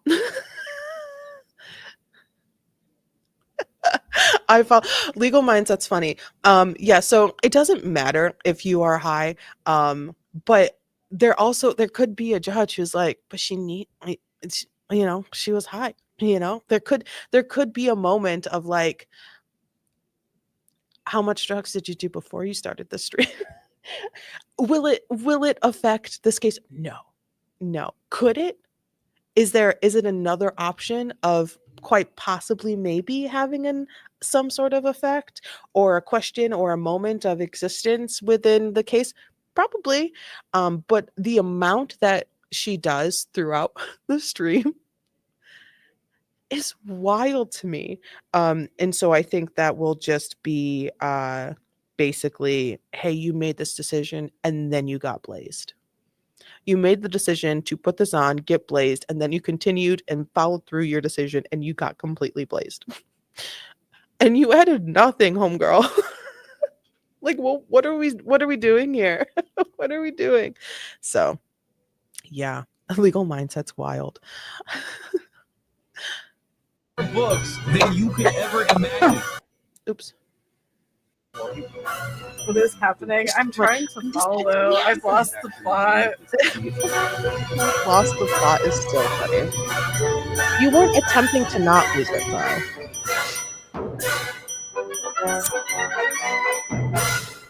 They do musicals. They're very musical people. I know. Are you being serious? Dog, what do you look? You think I made this? This isn't a music video, Hassan. And as dumb as all of that is, this is the part that really got her sued. A lot of people have been wanting to watch this without. Girl, stop. Pause before we listen to her. A Dragon Scale 4. Hello, hello. I'm an hour behind on the stream, but I'm so enjoying this. Your voice is amazing. You guys are gonna make me apt. Like I'm like gonna tear up. Thank you. Thank you. Thank you. Thank you. Thank you. Thank you. Thank you. That's so kind. The music, right? It's too much. And then to add on, they're very musical people, the irony, right? Like it's like we're watching, like we're experiencing due to Ethan's edits, of course, it adds the, in my opinion, like the ironic effect. They're very musical people, and we're getting this fantastic, very musical timed. We have the dings, it's upbeat, it's we're like we can't look away moment. We're very musical people, and then she's just turning inside out. Homegirl is fighting for her life is wild. Oh. I just feel like there's better ways to get what you need, especially if it is medicinal. I feel like there's better, more like comfortable ways, because you don't look comfortable when you are trying to inhale, but you can't because your body is actively like rejecting the marijuana toxins or whatever it is. I don't know. I'm not a scientist. Like it just feels like I don't know if that was the best way. I don't know if that's the best way. Like, could you make some brownies or something? Because that's always fun. Who doesn't love a brownie? I don't know. It just doesn't. Anywho, we'll go back 5 seconds. That really got her sued. A lot of people have been wanting to watch this.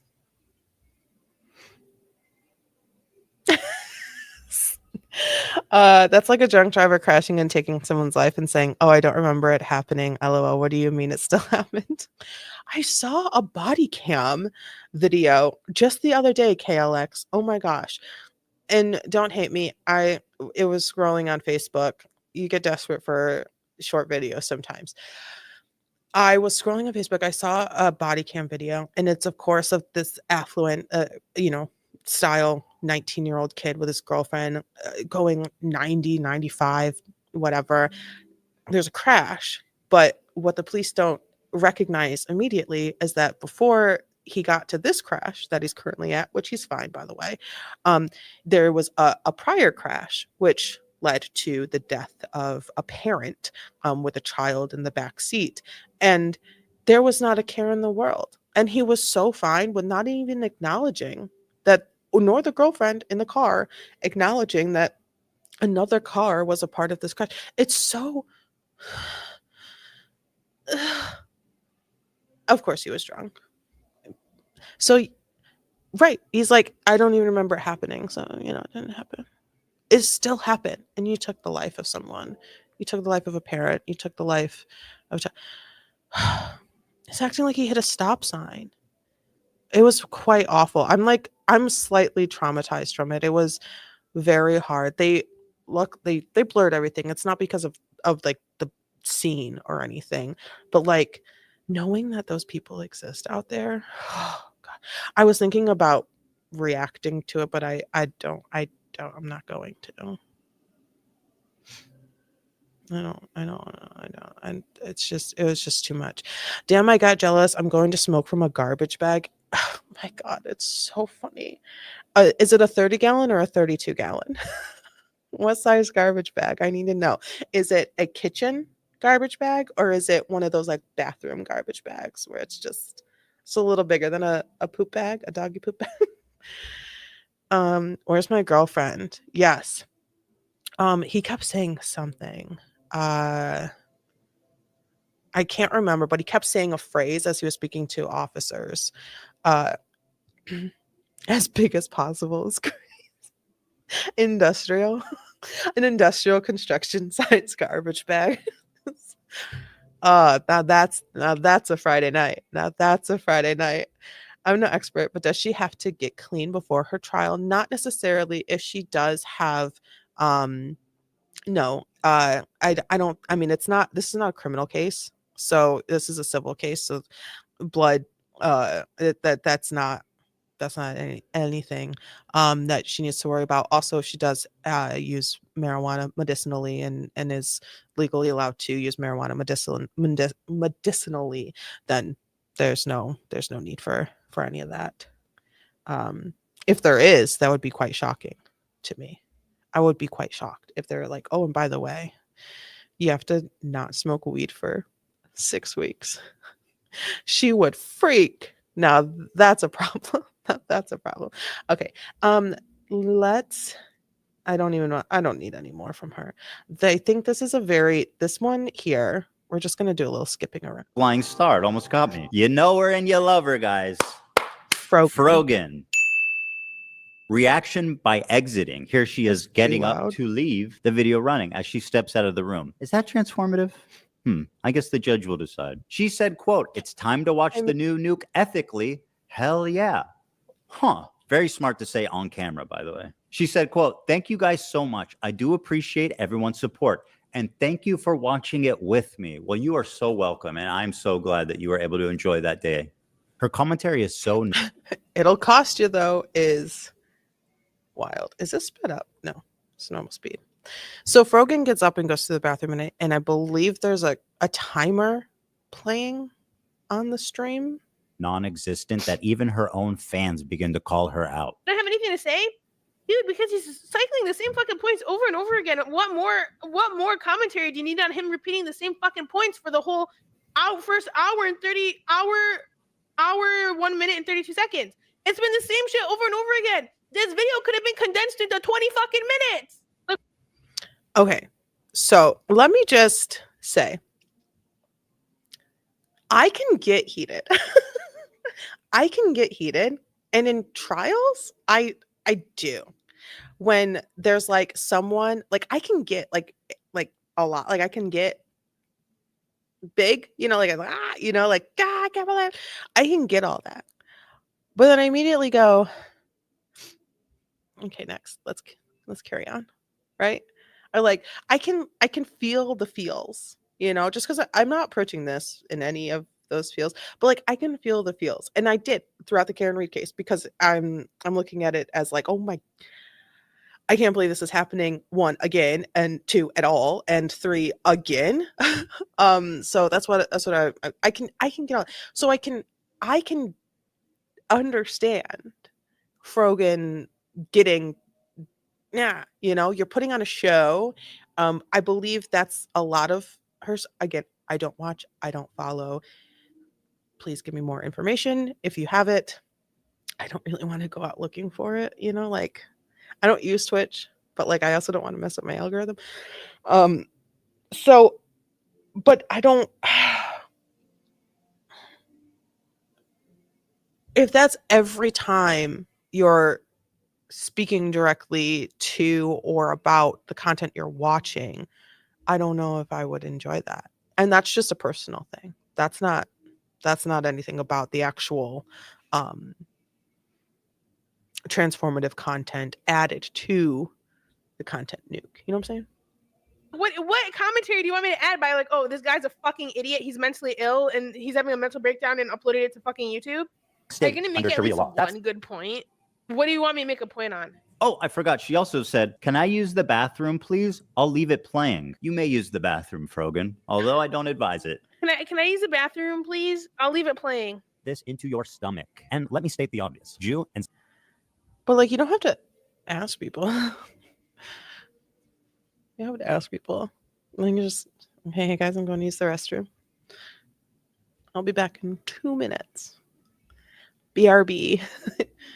Can I use the bathroom? I mean, I don't care if you guys say no. I'm gonna go pee.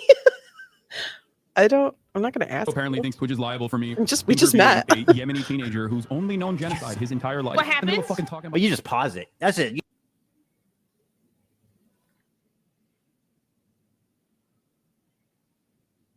That was actually, why was that so funny though? Like that was silly, right? That I got a little chuckle. What happened?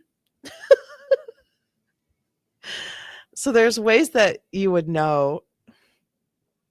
I literally, what happened? That's great. She's got there. Okay, I don't know how you guys feel, but that's a voice.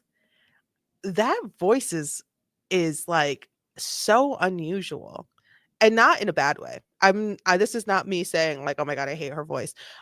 That's a very interesting voice. Do I want to listen to more of it? Not necessarily. But very like, when she's talking. You can't miss it. That's very cool. I mean, moving on. You just pause the video, right? Like you get up and you go to the bathroom, you just pause it. They should be watching for you. But if you get up to go to the bathroom and they keep watching my video, they're clearly not watching for you, right? As lazy and pathetic as her reaction is, this is not why she's getting sued. This is. Thank you guys. What is can I ask a question that I desperately need the internet to answer for me? What is every 5 subs equals 1 wheel spin? What does that mean?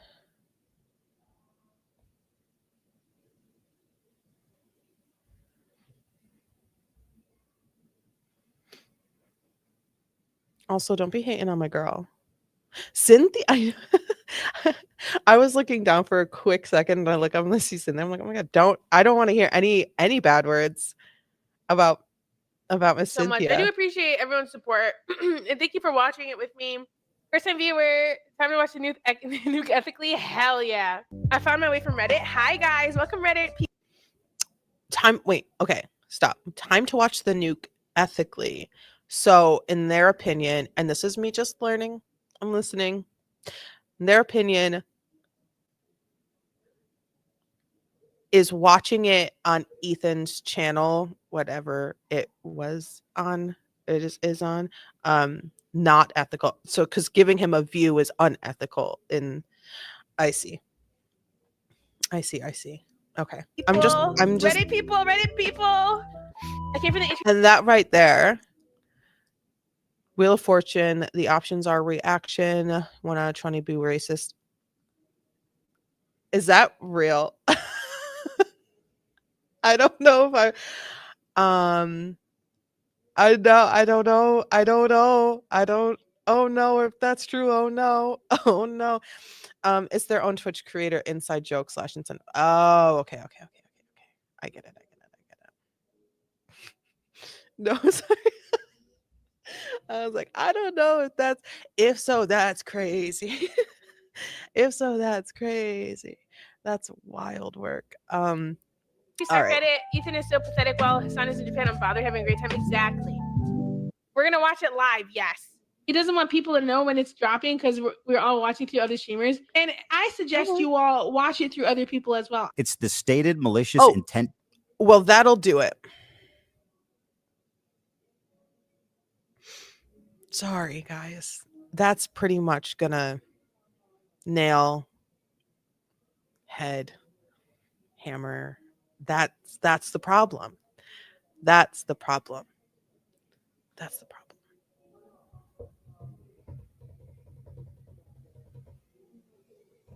That's really dumb to say. That's a really dumb thing to say. Why would you say that? I do like her glasses though. I'm sorry. Did I say coffin? Uh-oh. Whoopsies. Now on the coffin. Now on the head. Now on the coffin. I don't know. Oh, also welcome. Hi, my name's Lily. If you ever hear an analogy out of me, don't listen. because it's going to be the worst one ever. The I I try really hard to make an analogy for the things, and it's always really bad. So this is okay. Let's just go back, and I don't want hate, right? Don't hate me. I'm sorry. We just met. Don't hate me, right? We just met. It's nice to meet you. I hope you're having a fantastic Friday. Are y'all getting off of work? Like it's like party time? Nice weather, right? Don't hate me. I really like her We're glasses. gonna watch it live, yes.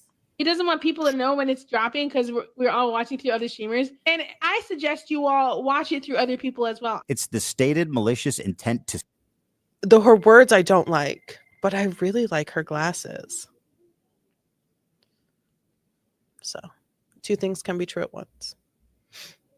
But this is not okay. Don't do this. Don't do this.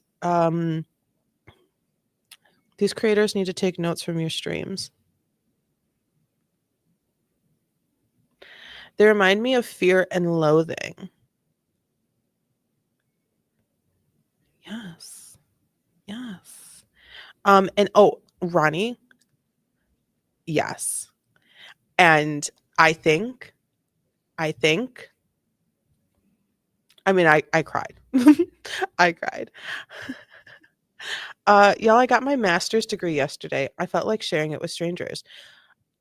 Congratulations. Are you comfortable in sharing in what? Wait a minute. That's a big deal. No, because that's so cool. That's really incredible. Congratulations. Massive applause to you. Look, perfect time thumbs up. That's awesome. We love that. That's so cool. And if anyone says otherwise, or like they act like they don't care, or they're just jealous. Bioinformatics, I don't know what that is, but that sounds pretty badass. And it sounds like you might be able to be considered as an expert in a bioinformatics field. I don't know what that is. I have no idea what that is. Oh, that's really cool. That's really cool. Congratulations. Big ups. I'm fighting with my neighbor, so you can come watch me in court. That's how my day's going. Girl, that's no court. We don't want that. We don't want that. We don't want that. Are we done? Can we be done with these? Are we done? Have we had enough? Do we want more? You tell me what you want. There's a little more. I mean, I'm not watching the whole thing because, well, we'll take a quick look at the next little denims section here. And then we'll wrap up the video. Give me a follow, subscribe, throw a prime if you like my content. Your content? The Queen of Self-Own included a countdown timer. The voice squeak. Your content? Yeah, it's not yours. It's not yours. But like Ethan's curls, I respect. From like one curly girl to another, curls are the way to go.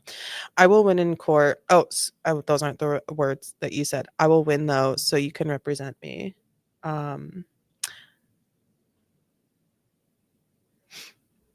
not a lawyer. I won't. So we could tell exactly how long she was away. You won't win. After being gone for a few minutes, she returns and then sits silently for another couple of minutes eating. I'm gonna go pee, and hopefully, when I'm back, they're done with this.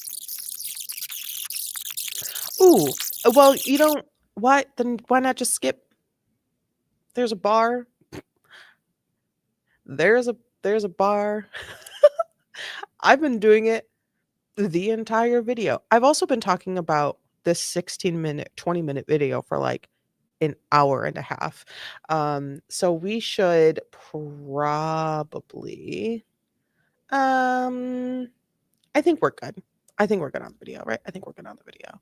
All right, let's go to, do you want to just do like a quick, Ethan is about to bankrupt these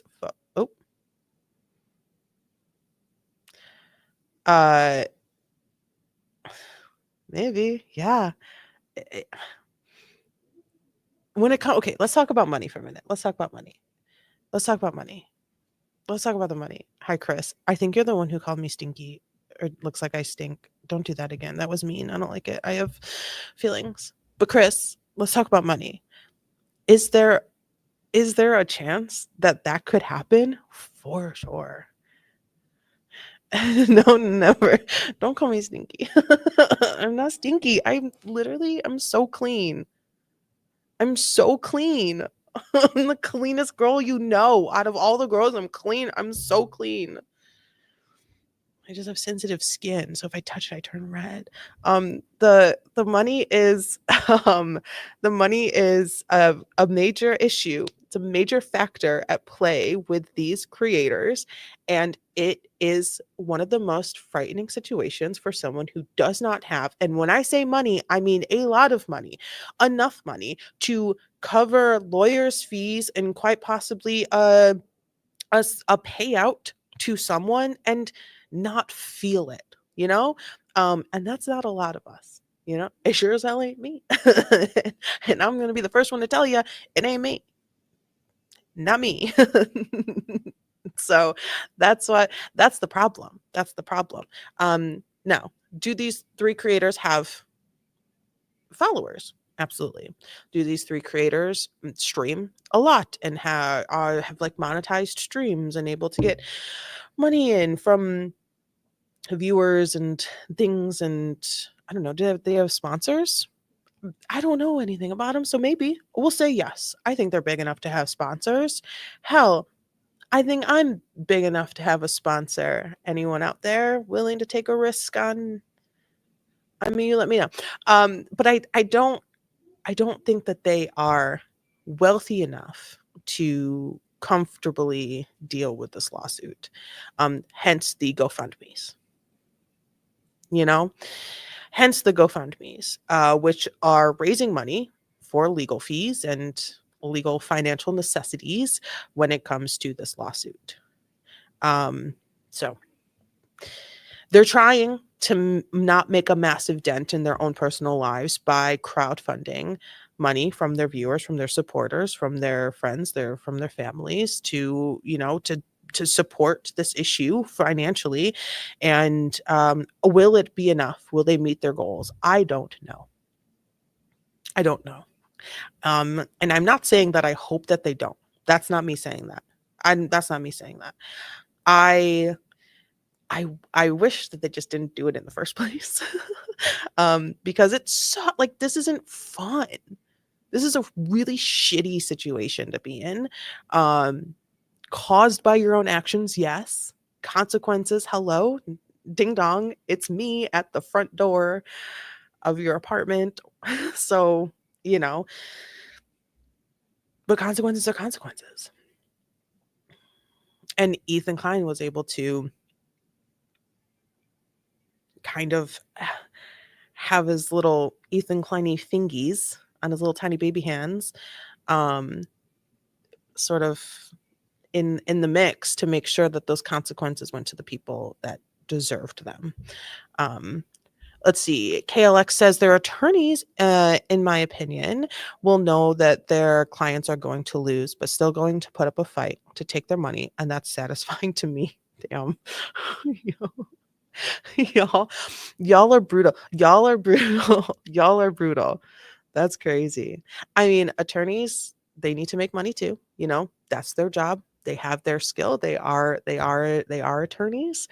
And even if you know you're going to lose, your best bet is probably to go into mediation, you know, and try to lose the least amount of money for your client, but you still get something. But, you know, not every attorney is a great attorney, and not every, you know, but from what I have experienced with attorneys just in my life, most attorneys don't want their clients to lose the most money, but they still do need to make money as well because they're working. So it, you know, it's a very, and KLX is like, yeah, and they're going to take all that money. We should just celebrate the master degree. This is what I think you do. Which is graph. Is that like a toxic waste poison thingy sign? a little beep boop gremlin, and then a robot. Stellar. I mean, I'm that agreed. Really, you're gonna sponsor me? Please do. Jose, why can't we gift or super chat? Because I am not monetized. I do not have enough subscribers to be monetized. But that could change if you subscribe. I'm just me. It's just a stream of me being like, please, would you please do me the absolute wonderful favor of subscribing? It really does mean a lot. I'm trying here, I'm trying. I'm out here trying. At least I'm not them, the three, where I'm just putting a video on and just, I'm talking. That's all I got. All I got are my words. I'm sure they're in the 6 digits, but you're right. That's not enough. Yeah. No. You're so pretty. Well, thank you so much. Also, I swear it wasn't me who called you stinky. That's messed up. Thanks, Chris. I appreciate it. Someone did call me stinky. I'm not. And like, how would you know? Now, if you come up to me and you smell me and you say, wow, I think you're stinky, I'm going to be like, okay, cool, fine. You can think I'm stinky. But I'm not. I promise. Smash the like button and subscribe for our new girl. You guys are so sweet. The internet is brutal. I know. The internet is really brutal. But like, they could have been meaner. They could have been like, I know you stink. They could have said, I've been there. I know where you are, and I smelt you, and I didn't like it at all. When do you stream usually? I am in mega different time zone, but want to tune in more often. I am usually here on Fridays. Fridays I'm off, so I'm usually here on Fridays. During trials, I would start early in the day, and I'm on East Coast time, so EST. So I usually, if it's like a trial that I'm streaming, I'm starting at like 10 a.m.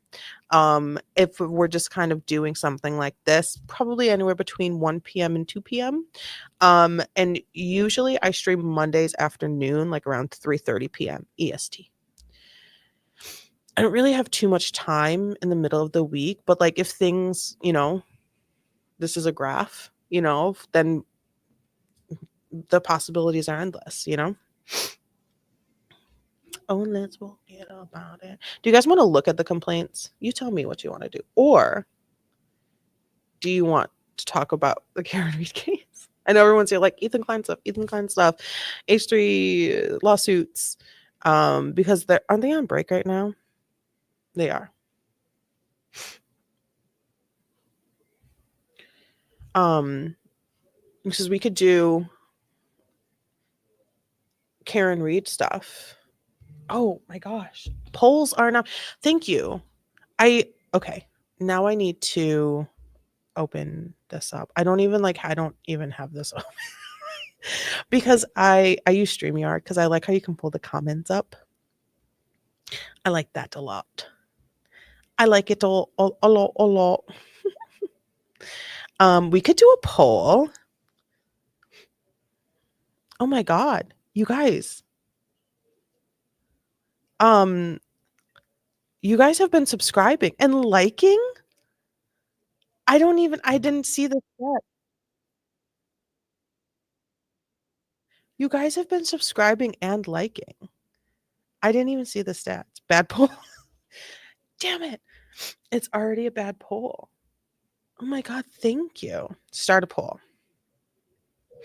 What do we do now?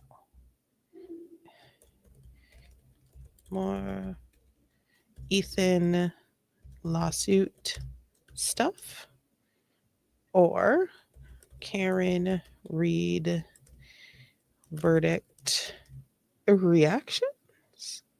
Karen Reed post verdict reaction. Start poll. Wow, you guys are. I'm gonna cry. I'm having emotions. I'm gonna cry. I do have the sniffles.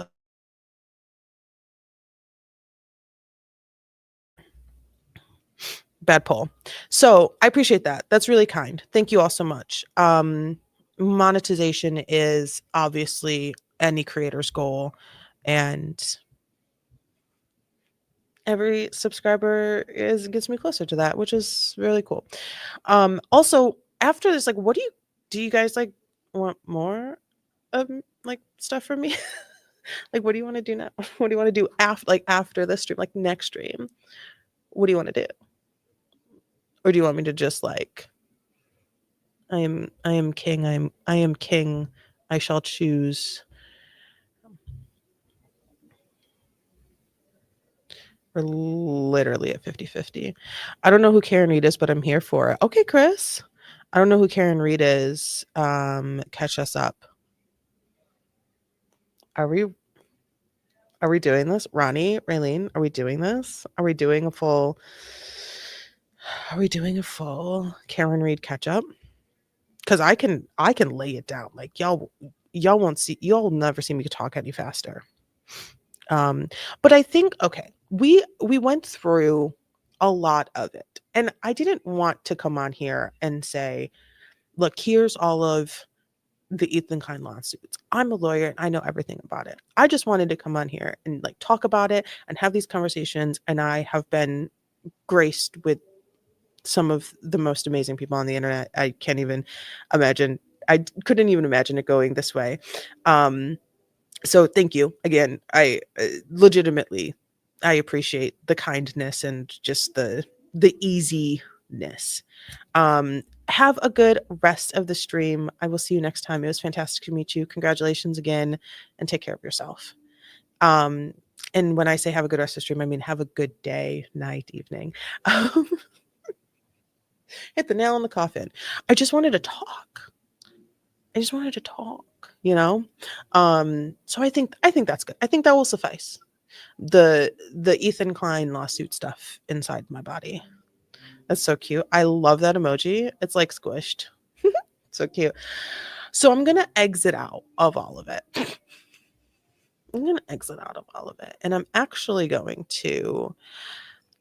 So do we do a Karen Reed, what the hell is it conversation? Because we can, and I think we might should. Oh, we are at 62%. Incredible.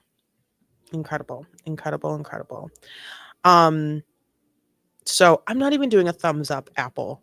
Leave me alone. All right, we are switching gears. Can I have a sip?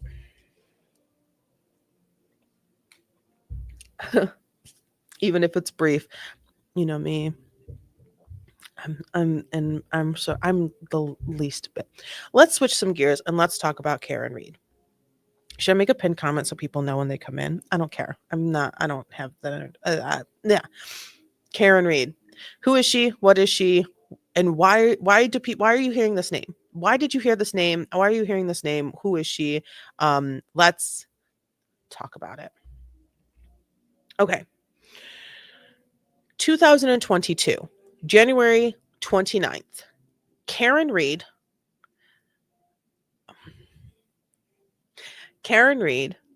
is basically named the prime and only suspect of the death of Boston police officer John O'Keefe, who was her boyfriend at the time.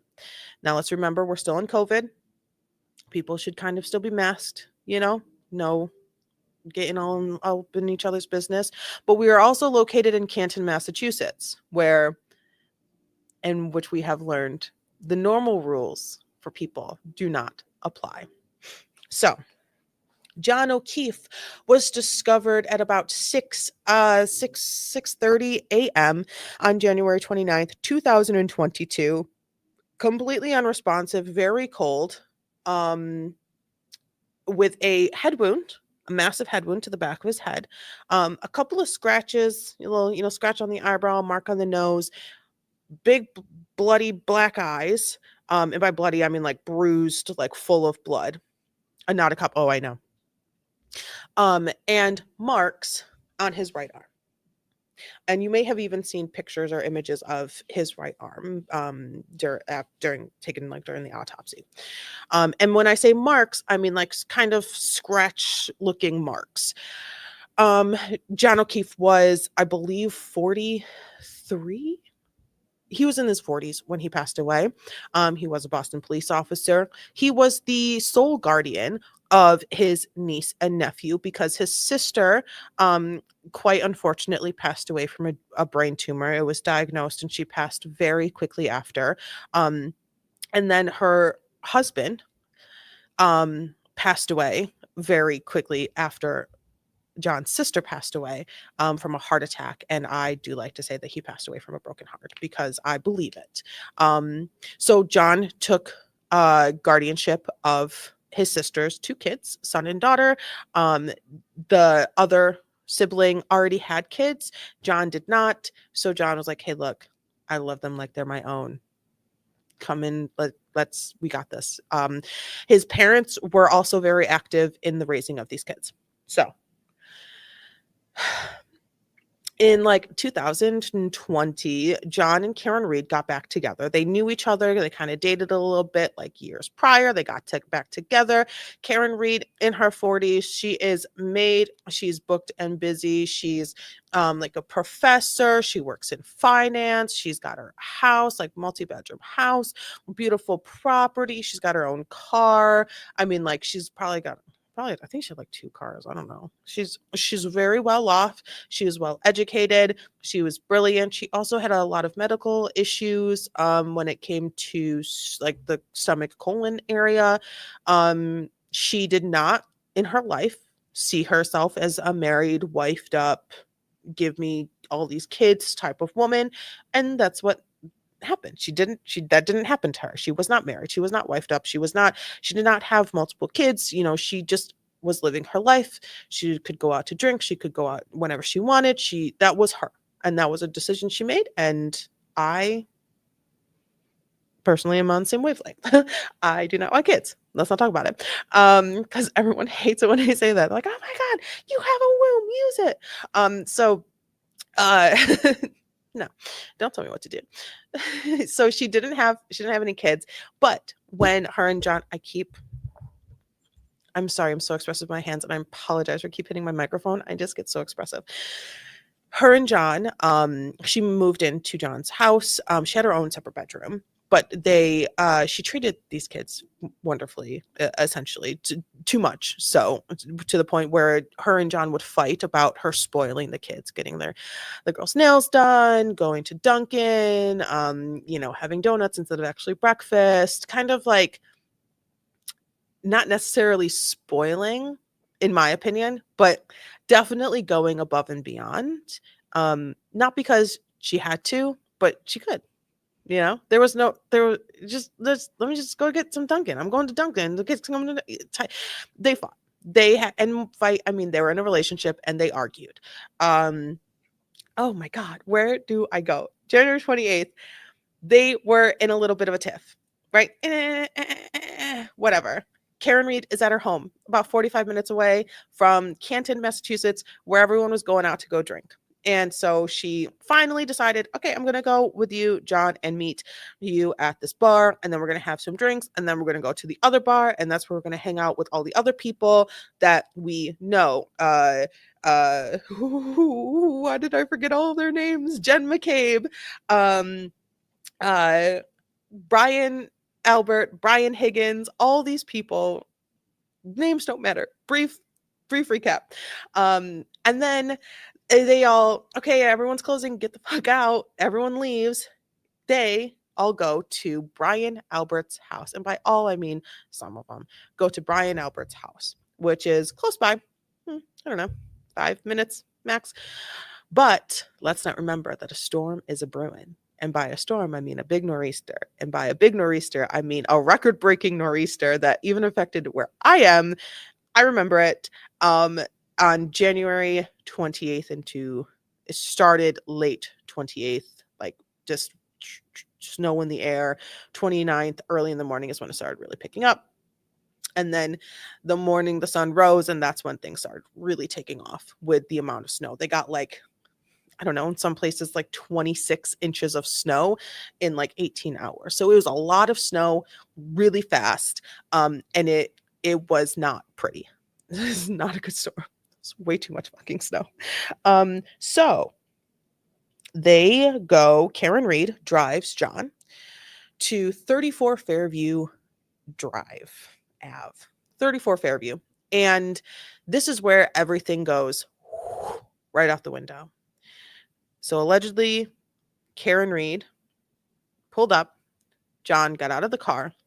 Karen Reed pulled forward. John, for some reason, is still, this is, mind you, the Commonwealth thing. She allegedly backs her car at 24 miles an hour. A full-size Lexus SUV, mind you, backs her car into John's arm as he's holding a glass from the bar, throws him, knocks his arm, shatters her back tail light, knocks him around. He slams his head on the very frozen, very, very firm, very painful, very will knock your skull in frozen dirt grass ground. And that's where he lay and succumbed to his injury. His phone throughout, shattered pieces of taillight, just everywhere, just strewn about, just here and there and everywhere, right? As the snow is starting to fall. Karen Reed goes home to John's house, which is nearby. Is calling John, is calling John, is calling John. Hey, where the fuck are you? You're a pervert. I hate you. Your kids are here alone. Blah, blah, blah, blah, blah. She finally passes out, wakes up. Bruh is right. And then says, oh my God, John, where are you? It's like 5:30 in the morning. She calls two people. Well, she gets in contact with two people, Jen McCabe, Carrie Roberts. They go out looking for John. She sees John in the yard of 34 Fairview, which is owned by Brian Albert, who is also a Boston police officer. Now, this is obviously the defense completely agrees with that theory and did and will always disagree with that theory, that something happened in the house or outside of the view of anybody. Karen Reed's car did not come in contact with John O'Keefe. She actually, on her way out of the garage when she went to go look for John, bumped her rear tail light into John O'Keefe's car, backing out of the garage to then go off into the street to go to Carrie's house to get help, because at this point the storm is really starting to pick up. Like, it's not good. So that is basically like the passing of John O'Keefe. Emergency services come. There's no, they do their very best. He's very, very cold. Blood is not moving. He barely has, a heartbeat. But in the EMT world, it is very much I can't pronounce you dead until you're warm and dead when it comes to a lot of things. Drug, like ODs, hypothermia situations. He was out in Massachusetts in the middle of winter as a storm is cooking big time, immobile on the cold ground, cold enough to bust a skull. Maybe it's hard for me to even believe that the skull thing happened. So that is the passing of John O'Keefe. Trial number 1 ended in a mistrial. Karen Reed had fantastic attorneys to say, no, something happened in the house. No one saw anything happen to John. There's no way this happens. Like the car taillight, it doesn't match up. The look at the marks on his arm compared to it doesn't match up. Mistrial. Hung jury. There was an issue with the jury and understanding the verdict slip. There were 3 charges, 1, 2, and 3. 1 and 3 were pretty straightforward. Not guilty, guilty. The second one has had some lesser included. So it's manslaughter in a vehicle, whatever, and then lesser included of like DUI, homicide, all these extra things. That's where the jury was allegedly hung up. But because they entered, the jury entered a note and they said, we cannot come to a conclusion. They did not say we have come to a conclusion on counts 1 or counts 3. and it's just count 2 that we can't come to a conclusion on. Judge Beverly Cannoni called a mistrial. So what does that mean when you call a mistrial? It means time starts ticking until you decide that you're going to continue to press these charges against this defendant and set a date for a retrial. I hate this feature so much. It makes me so mad. So Judge Cannoni set a date just about a year later, and we literally started just about exactly to the T a year later for the second trial. Now, the second trial, the defense team said, we are coming in so hot. You better have extra pairs of underwear for your pants because you're going to shit them. And the Commonwealth, the prosecution, said, we're coming in so hot. You better not even ask questions about how much money we're spending on a defense attorney to play special prosecutor to prosecute this case, which is what happened. And they said, oh, as the Commonwealth, we're coming in so fucking hot. You are going to lose your socks when you find out how much money we spent on our expert witnesses, our crash reconstructionist witnesses. You're going to shit yourself when you find out that we spent about $400,000 on 2 expert witnesses from the company named Aperture. Taxpayer money. Second trial. Paying by hour a defense attorney to play special prosecutor. $400,000 that came out as evidence for expert witnesses, on top of all the other costs that it takes to try a case.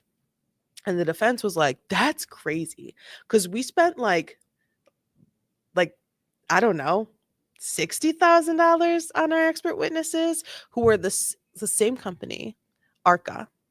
So ARCA was used by the FBI because drumroll, everyone drumroll, the FBI during the first trial and just before the second trial was investigating some part of this case. The details are unknown because it's the FBI of what exactly they were investigating, but the FBI presence was known, and there was investigation into this case. There was conversations between witnesses and the FBI. Why? We don't know, because that's the FBI, but it happened. So that's a thing. So it's a big, there's a lot of things. There's conspiracies, there's free Karen Reed, there's cover-ups, there's she did it and everyone is wrong. She's guilty and I'm going to die on that hill, all the things. But in the end, the jury deliberated for a couple of days and they said, we cannot find Karen Reed guilty on any major charge. But what she is guilty of, drinking and driving. Not drinking and driving a vehicle and it ending with someone dead, but she was drunk and she drove her car. Now, unfortunately, no other persons that were also drunk and drove their car to 34 Fairview are going to be punished for drinking and driving. But Karen Reed is. That's about, what, a year probation and like a 40-hour course? No big deal. Right? No big deal. She's already lost her license for 3.5 years. I'm sure she'll get her license back right after she does the course. And then I'm sure she's going to get the fuck out of town. But yeah, no fingerprints or anything. Okay, so let's talk about the evidence super quick. Let's talk about the evidence. Are you guys like enamored? Yes, I know. The evidence is where some of the things really go.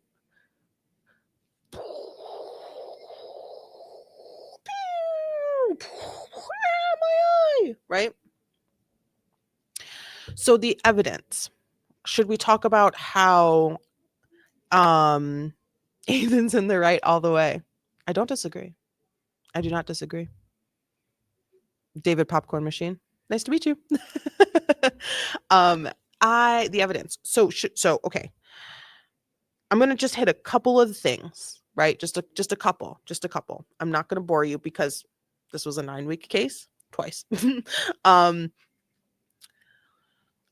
The body, John O'Keefe, he there was blood, and there was snow, and there was dirt, and there was mud and grass, and to get information from this incident of why a 40-year-old Boston police officer is dead on another Boston police officer's lawn, they wanted to get the blood evidence, but no officer on scene, so silly, had any way of collecting it.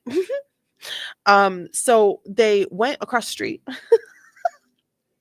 and said, hello, fellow officer of something, whatever that I know, and we're friendly and we've known each other forever. You got anything I could put blood in? I got a pack of red Solo cups in my cupboard, I think. You know what that'll do? That'll do, pig.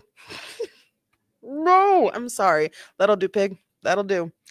And so they scooped they scooped some snowy, dirty, muddy, leafy, grassy blood into the red Solo cups.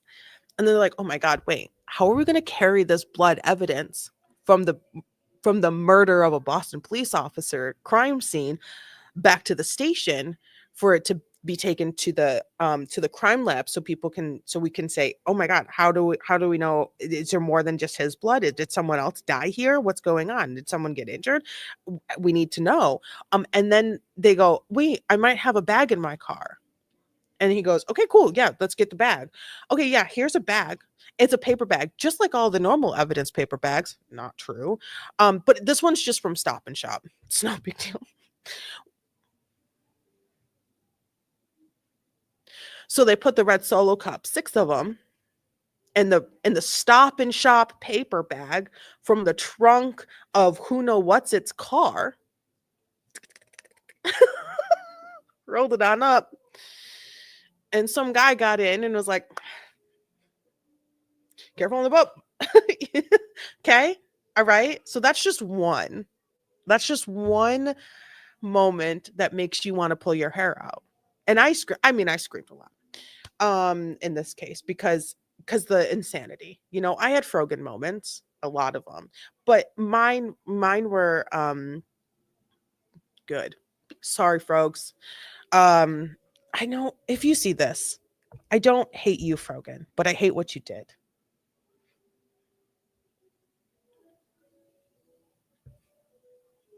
I also might hate you. I don't know you. I can't say. I don't know. I don't hate anybody. We may just disagree. Anywho, back to Karen Reed. How many days does it take, do you think, to find all of the evidence from a front yard? We'll call it's a fairly big front yard. So when it came to the evidence pluckings, me referring to the pieces of taillight, glass, plastic, what have you, the discovery of that, it got quite difficult because the snow just kept piling down, right? It kept piling down. So they were like, oh my God, the snow, it's coming down so fast. And there's taillight from this bitch's car. And I'm not calling Karen Reed a bitch. Those are the lead investigator's words. He actually called her a CUNT, but I can't say that on YouTube. Yeah. In text message, the CUNT, literally, it's so bad. Oh my God, I could talk about this for like 3 fucking hours. So let's just say it took weeks for all of the pieces of taillight to be discovered from this yard. The yard itself, the crime scene where the crime happened, where the murder of John O'Keefe happened, and the house were never cordoned off. They were never sealed off. There was the home, the people who lived in the home there was no, hey, you can't be here. Get out until we finish investigating. Nope, they were there. You looked in the house. They never investigated the house. They never searched the basement, the attic, the side, the backyard, the side yard, the doors, nothing. No, there was no investigation whatsoever. You are so pretty. Oh my God. Spencer, stop. It's like, we have the same hairstyle. Much love for the curly bangs. Oh my God. I had to do. Love your personality. I'm sticking around. I'm gonna cry. I'm like legitimately gonna go home and just like sob happy tears of just I don't know. I hit the lottery because you guys are just it's just so it's so wonderful. It's so wonderful. For a little tiny baby channel, it just my heart is just melting. Ah. The bangs, I have to, because my hair just falls that way anyway. I was like, I got to the point in the age I was like, I can't do this. I can't do this anymore. So I was like, whatever, just cut it. And, it stuck around. And thank you so much, Spencer. I really appreciate it. I appreciate everyone. Where was I? So it took weeks. And officers from both Canton PD and the Massachusetts State Police were told, hey, drive by 34 Fairview. You never know what you may be able to find. Referring to pieces of taillight as the snow melts. But night one, like the day that he was discovered, a man was, and by a man I mean an officer, a sergeant, I don't know, trooper, I don't know. At this point, they're all just the same person morphed together for me. He had a leaf blower. Well, he had to go get a leaf blower. And then someone went and got their leaf blower, and then they leaf blowed the snow that was falling from the sky. They leaf blowed it.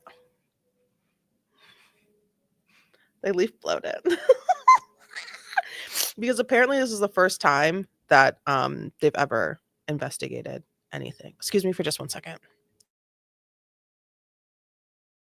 I'm going to put my BRB on for literally 42 seconds max.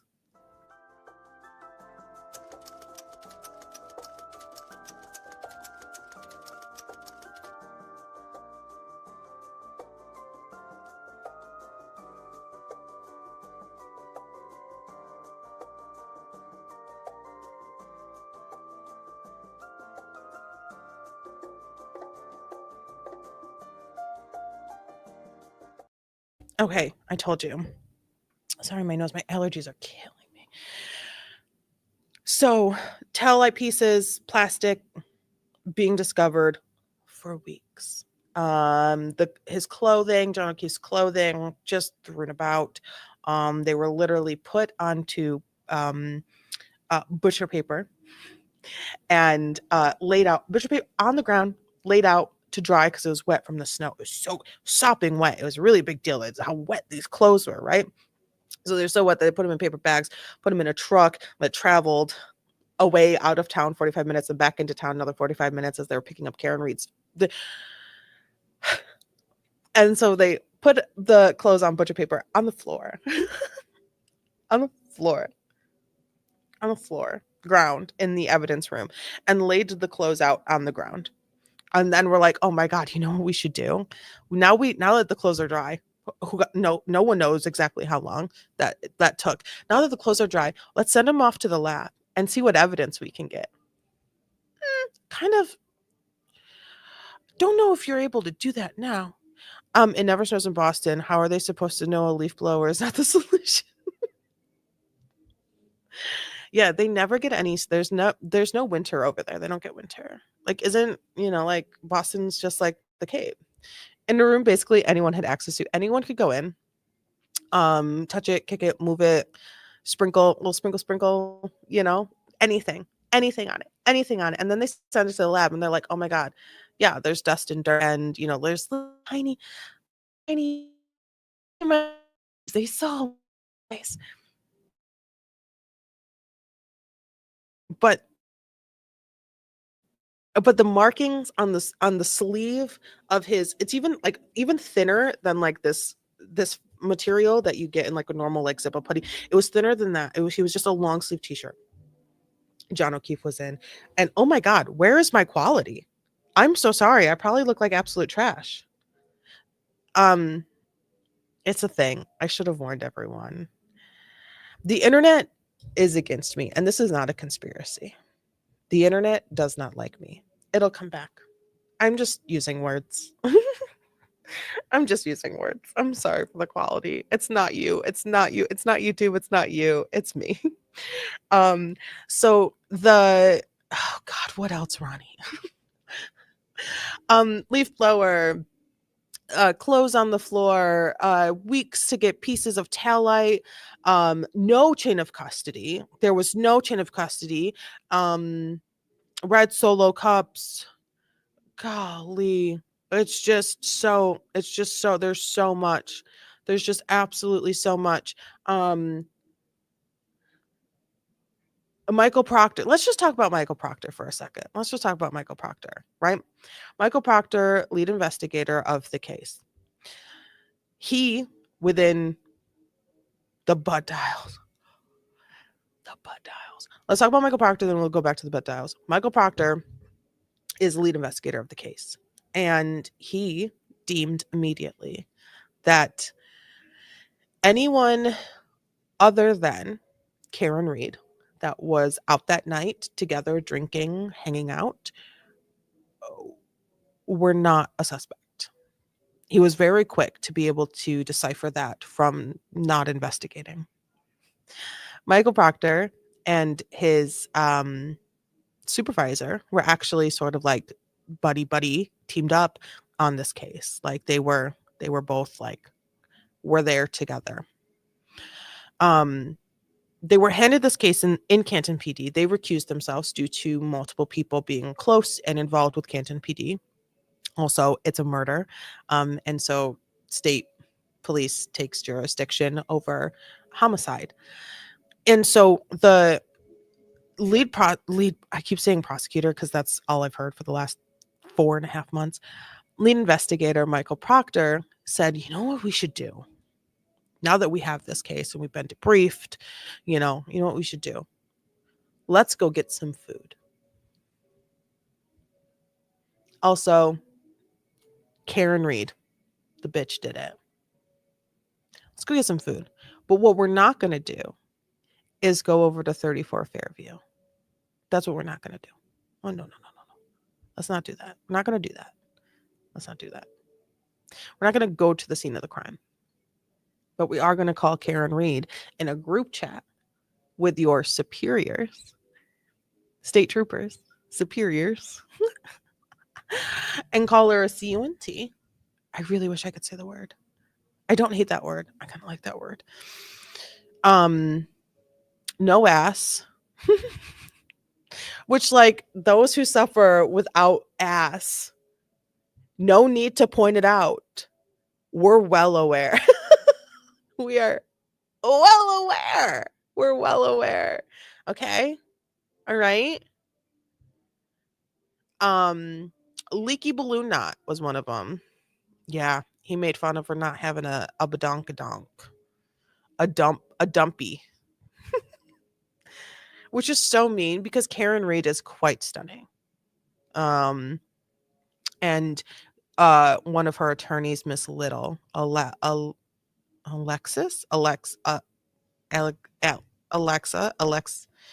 Little. I don't know her first name. She was also beautifully stunning. I mean, just beautiful. What is this beautiful world? Just absolutely stunning. And we all made it very clear that Miss Little is top notch, and anyone who showed any disrespect to her, we were like, absolutely not. We don't allow that here. We don't allow that here. Sometimes you can't touch it, you know? Don't touch it. She's perfectly fine. I just think more like, you know, it's good to be nice and tell people when you think they're pretty. And the internet thought Miss Little was lovely. Golly, butt dials. There were extreme amounts of butt dials for a lot of people. There were butt dials between text messages with Jen McCabe. So Jen McCabe, as Karen Reed pulled up to 34 Fairview that night before John O'Keefe got out and then died, Jen McCabe would get up. She'd go to the door because she was in the house, and she'd see, hey, she'd send a text message, hey, why don't you guys come on in? right? And then she would put her phone away and not lock it or anything, and then she'd continuously like butt dial John.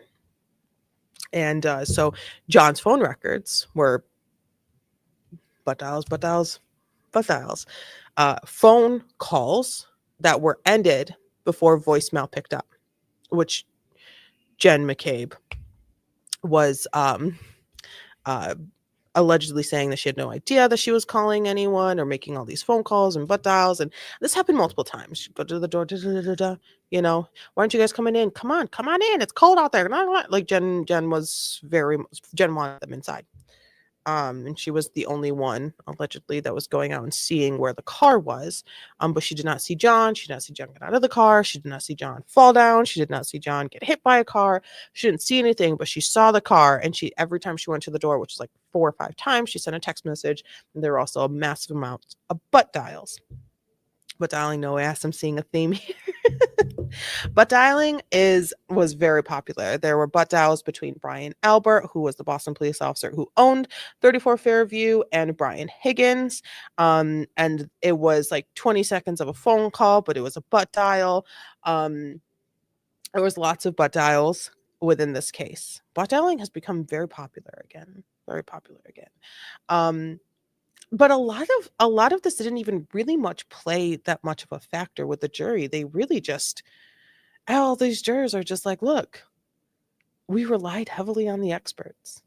And one of the prosecution's experts didn't even get his education right on his own CV resume. And by right, I mean, he said he has an education, but he does not. And that in itself is not necessarily a problem. I don't care what you tell people. You can tell people you got this, you got that, you got this, you got that. But the moment you step into a court of law and you look your lawyers or the prosecution or the judge in the face and say, I am telling the truth, and then you sit down and your resume and your CV and your profile on this website says this and that and this and that.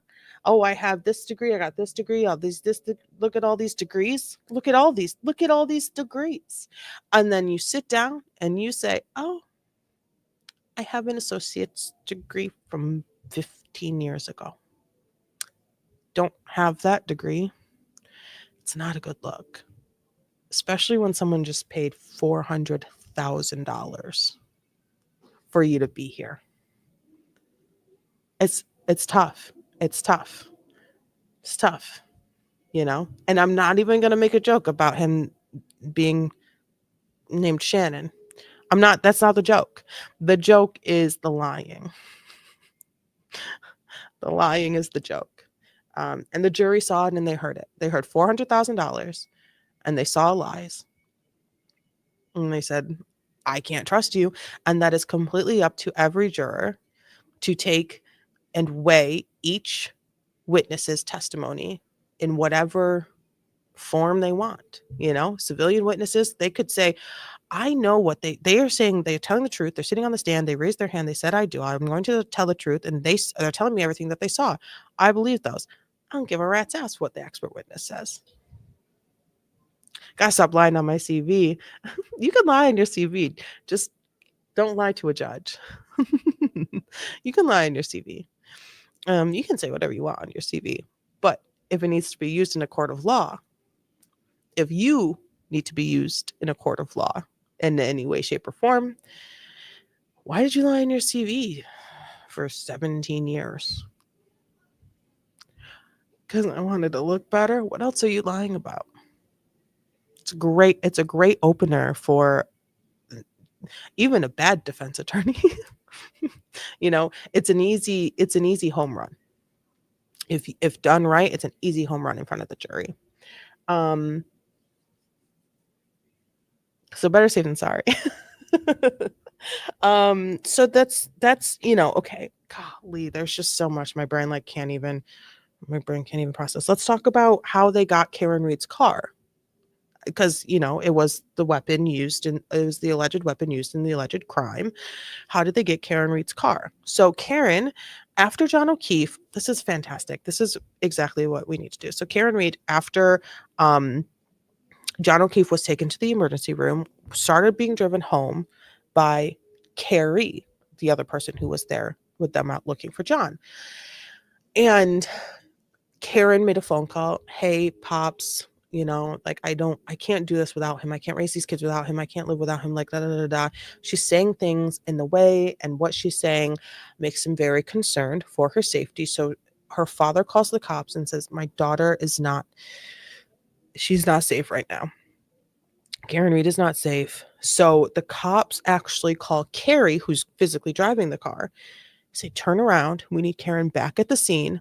And she is essentially, was Section 12. She's going to be 5150. Section 12, they call it in Massachusetts. People usually just call it like 5150. It's a psych hold, a psych evaluation.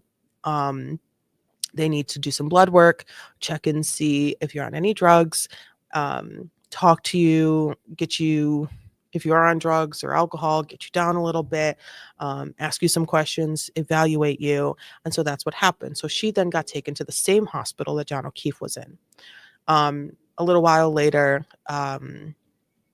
Karen Reed had her blood test, and she saw John's family walking through the hall, and she said, what's going on? Like, how is he? Where is he? What's going on? And at that point on, no one talked to her. Everyone threw up a wall. Even the investigators. They were like, she did it. No one else was even a suspect. So after she got out of the hospital, she drove, her and her dad went back to John's house, got some things. And that's when also it was bad and very uncomfortable and not good. And there were some words said allegedly. I don't know. I'm not sure how true of a statement all of that is. Both sides say something different. But she was very uncomfortable. She got the fuck out of there, and she drove back to her parents' house, which is about 45 minutes away. Mind you, still very snowy, still very stormy. The driveway at her parents' house was not plowed or shoveled in any way, shape, or form. On her full-size, oversized Lexus SUV, the snow came up to the bottom of the undercarriage of the car. So that's how much, like, it was a lot of snow. The wheels completely covered in the driveway. And she calls her first lawyer, Yannetti, and says, I need an attorney. I think everyone thinks I killed a guy. I don't know. Like, I don't know what's going on. And when I say a guy, it's because Jen McCabe on the 911 call said, there's a guy in the snow. Now, a little snippet here. Jen McCabe and John O'Keefe could essentially have called themselves best friends.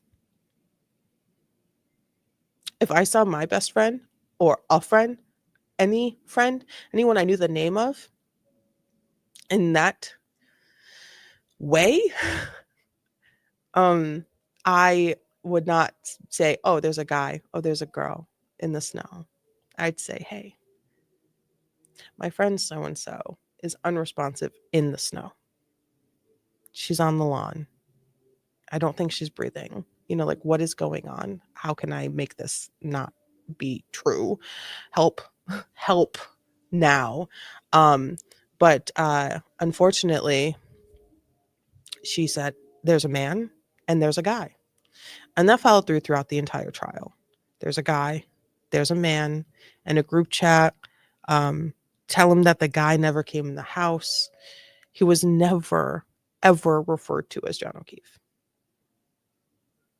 So from the start, it felt weird. So back to the house and the car. So state troopers go pick up Karen Reed's car. Not a body cam in sight. Let me just say, this was not a trial full of body cams. This was a trial full of, I don't know, I didn't write it down. No cameras, no pictures. We had a video of the fucking leaf blower, but that was it. Like this was not a trial of body cams. This was not a trial of here's what actually happened because I recorded it from my chest.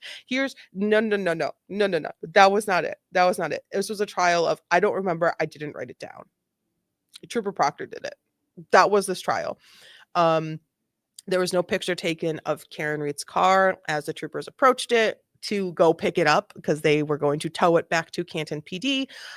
There was no pictures of the car after it got on the tow truck. There was no pictures of the car after it got pulled into the garage at Canton PD. There was no pictures of the back of the car. And I don't even care about the front of the car. Show me the taillight. There's no pictures. There's no pictures. If it's shattered, show me. No officer, no state police officer, no Canton police officer decided or thought, maybe I should take a picture. Maybe I should take a picture. Maybe I should record this. Maybe I should record the entire process of a now third party tow truck driver getting into the driver's seat of this piece of evidence, allegedly. They were very concerned. They thought it was evidence. At the time, it was evidence. Driving this vehicle onto the tow truck. This man's not a police officer. He's not. He's getting his hair and his body all over it, right? Did you see the lady dancing in front of John O'Keefe's parents' house after Karen was found not guilty? That I do not like. That I do not like. Because in the end, John O'Keefe's parents still lost another child. So they lost their daughter, they lost their daughter's husband, and now they lost their son. And that I do not like. Do I like in the courtroom or outside during everyone? You hear the not guilty and you go, hell yeah. God, I was jumping around. I was screaming. I was alone at work and I was screaming. I'm screaming. I'm pretty sure my boss was like, can you just go back to work? I did not like that either. She should be ashamed of herself. Absolutely. And I knew you weren't going to like it because like we're like the same page, you know, like you and I, Crystalline. I don't like that. Don't torture and torment someone with it, knowing that they're now hurting even more because this is a final decision. The not guilty on all of the major charges. She's only guilty for DUI. She is not the reason. She has been found not the reason by a jury of her peers to not be the reason for the death of John O'Keefe. So here's the issue. Who done it? And so everyone who's asking all these jurors questions, because a lot of jurors come out, because jurors can come out and do interviews, they can write books, they can, I don't know, they can ride across country and say, meet me here and I'll talk about the case. They can do whatever the fuck they want. Right? They can come out. They don't have to. They can. All these interviewers are asking them, okay, well, if Karen Reed didn't do it, who did? So now you're going to ask the juror, the person with some of the least information, because these jurors have less information than like the people who are following it on the internet did, because we had the first trial, right? So we had the first trial, so we're getting double dosed and we're learning new things, but we're also like remembering things that they didn't bring up from the first trial. But they have enough information to make the decision, right? When they're being asked, oh, so okay, if Karen Reed didn't do it, who did? I don't know. Ask Trooper Proctor or Yuri Buchanek. Oh, and let me just say, if you don't know or not aware, Trooper Michael Proctor is no longer a trooper. He's still Michael Proctor. He's still Michael Proctor, but he is no longer a trooper. He was fired after the first trial when all of these messages came out and the words that he was using to describe a suspect within 24 hours of getting a case and only having one suspect, and then referring to that suspect in some of the most disgusting ways, on top of sending a message as he's going through Karen Reed's phone, because that's now in the police possession, and referring and sending a message to a group chat saying, no nudes yet.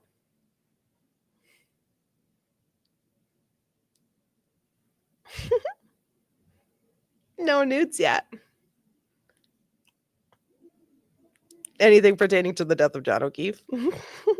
Okay. Yeah. Do you want to be a big boy? Do you want to grow up real fast? Okay. Yeah. So you're fired for what he calls regrettable texts. Regrettable. They were regrettable. He doesn't regret them, but they were regrettable. He's never said I regret them. I believe. I could be wrong. He might have said I regret them verbatim in the first trial, but I'm pretty sure he never said I regret them. I'm pretty sure he literally just said they were regrettable. Also in the interview that he just did post second trial, they were regrettable. Not saying I regret them. I regret sending those text messages. I regret using that language. I regret it. I regret thinking that this was a friendly, like I can just shoot the shit space. I regret forgetting that I'm at work. I regret that I have taken an oath. That I forgot to take an oath. I regret that I took the oath because I'm not the right person to take that oath. So anyhow, that's the Karen Read case. That lady wouldn't like it if it was exactly.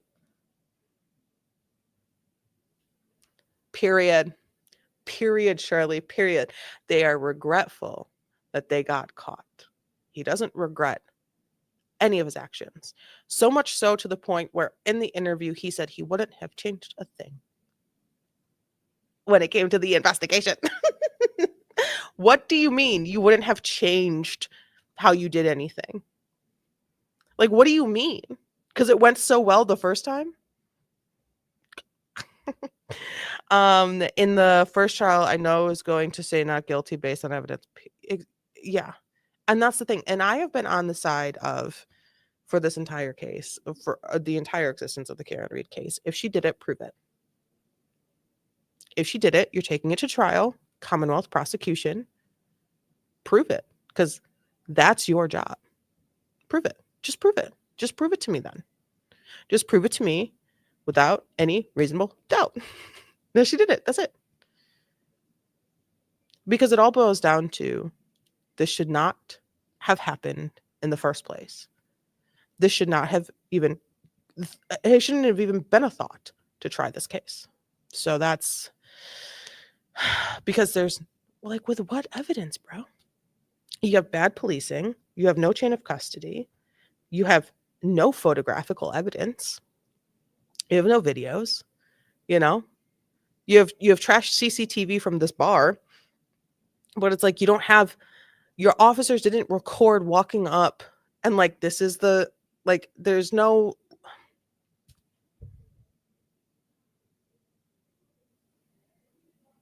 but you do have a flipped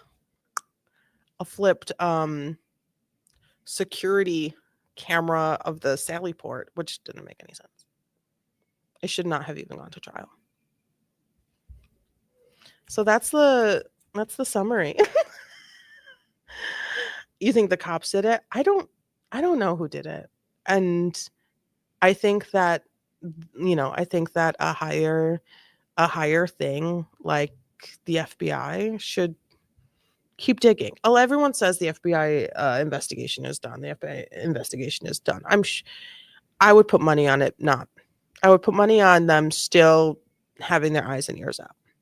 Are they actively interviewing people? Probably not. Probably not. That part's probably done. Yeah. But are they just like, I don't want to hear anything more about Karen Read. We've closed our investigation. Of course, if something happens, if someone says something, they're going to be all up in that business. They're going to be all up in there. So,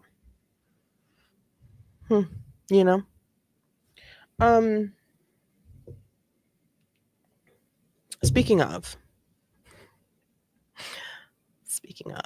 right. So the Boston Herald, Karen Read jury, Foreman appeals to FBI to reopen the murder investigation. Let me see if I can get this in my other thing.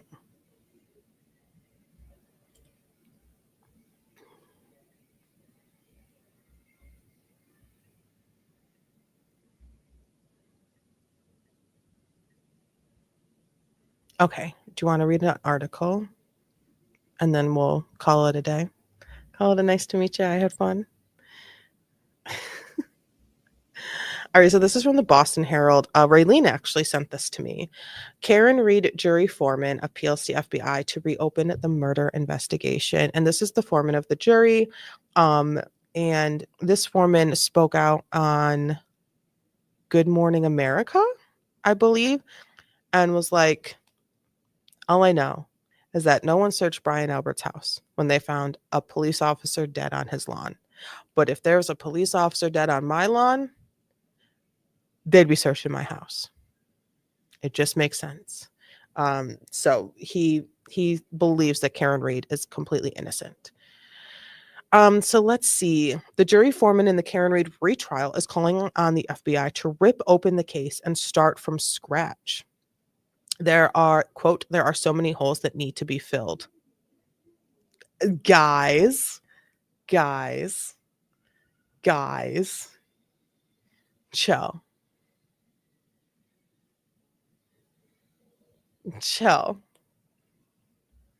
Take a chillaxative.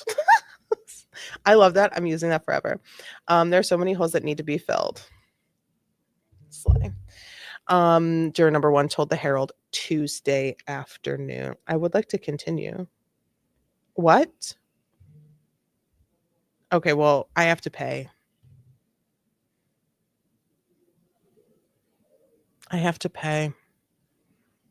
So anyway, okay, stop. Let's watch let's watch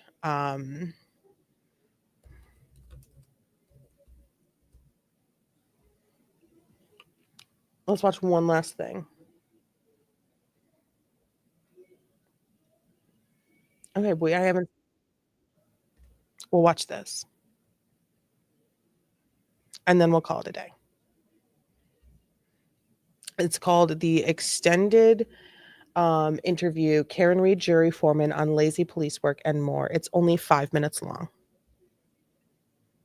And it is from NBC News, NBC 10 Boston. And then we'll call it a day.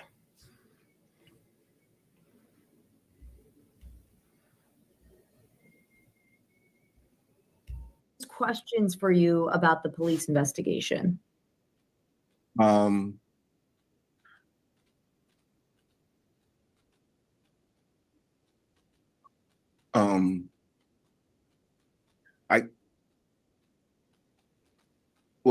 raise.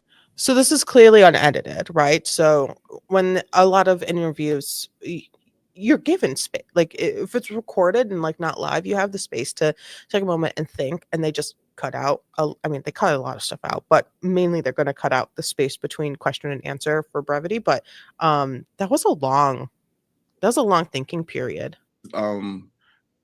First and foremost, the house. I mean,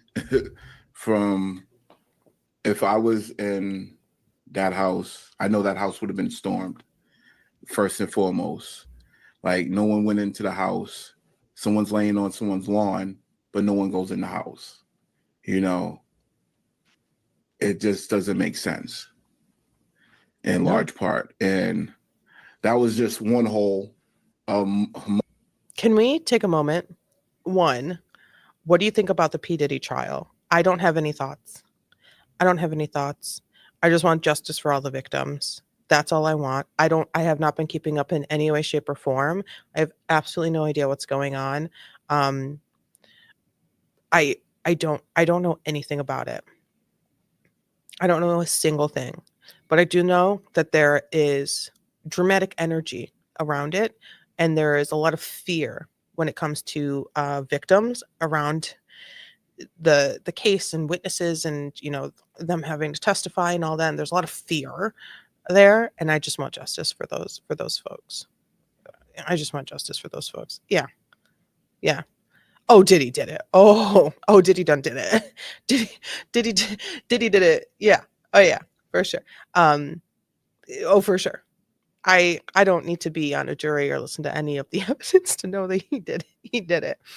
The moment you have a witness run away and risk going to jail because they're supposed to testify, he did it. He did it. I mean, I'd have a more intelligent and in-depth answer if I followed the case, but it's too much. Breaks my damn heart.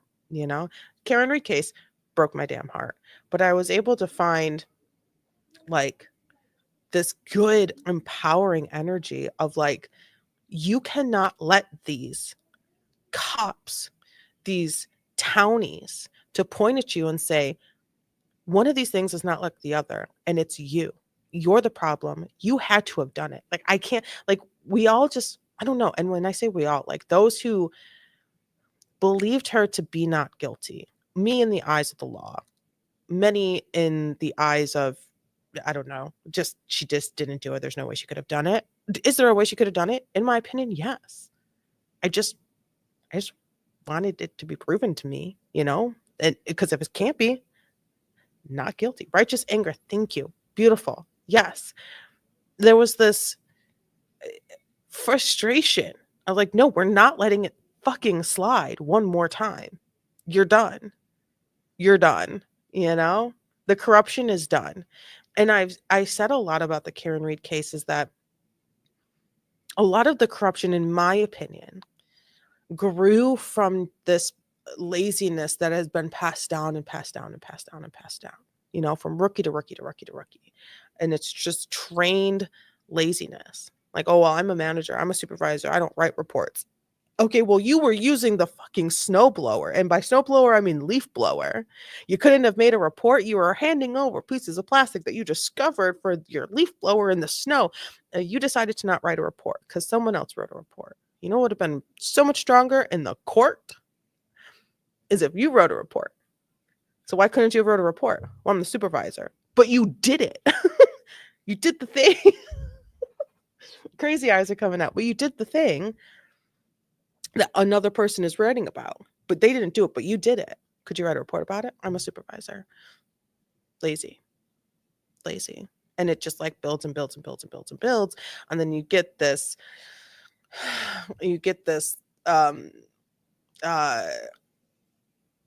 fraternity vibe, and it's just whatever, we're cops type shit, and it doesn't work.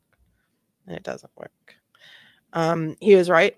If a body was found on someone's property, which is their lawn, the search includes the home, without a doubt.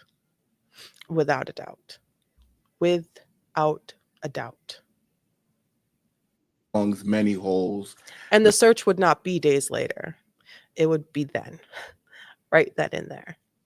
Seraph would have been looking at this body, calling for medical EMTs to show up and saying, I need to get into this house. I need more people here. We need to search this house. We need to search this yard. It's dark out still. Seraph didn't do that. Seraph didn't even check for fucking pulse. Seraph was just like, oh no. What do I do? Sorry. That we had to sift through. But how would you describe the police investigation into John O'Keefe's death? And I'm not a skinny size 2 girly. But I could run if someone was chasing me with a knife. Or if like I heard like the ice cream truck or something. I'm gonna be there to get my SpongeBob ice cream. That house, I know that house would have been stormed. First and foremost. Like no one went into the house. Nope. Someone's laying on someone's lawn. I'm the dumbest person alive. You guys want to see it? That house, I know that house would have been stormed. First and foremost. Like no one went into the house. Someone's laying on someone's lawn, but no one goes in the house. Mm-mm. It just doesn't make sense. Nope. In large part. And that was just one hole amongst many holes that we had to sift through. How would you describe the police investigation into John O'Keefe's death? Trash, garbage, no justice in a certain aspect. It was really. He's very nice, because if this was me, I would be so straight to the point with it. Like, I had to sit there in silence and not talk to anybody, not a soul, about what I'm listening to day in and day out. He's so kind. What a kind person. I like to think of myself as a kind person, but if I was a jerk, I probably would have been so infuriated with the lack of justice, with the full-fledged injustice of the case that I had to endure for 9 weeks and listen to these people just bicker and banter. I would be a little more straightforward, but at the same time, me recognizing that he lives in this community where these cops work, where these officers drive around. He lives in this community. He was summoned for court, for jury duty in his community. Is it a little more wide stretching due to the high?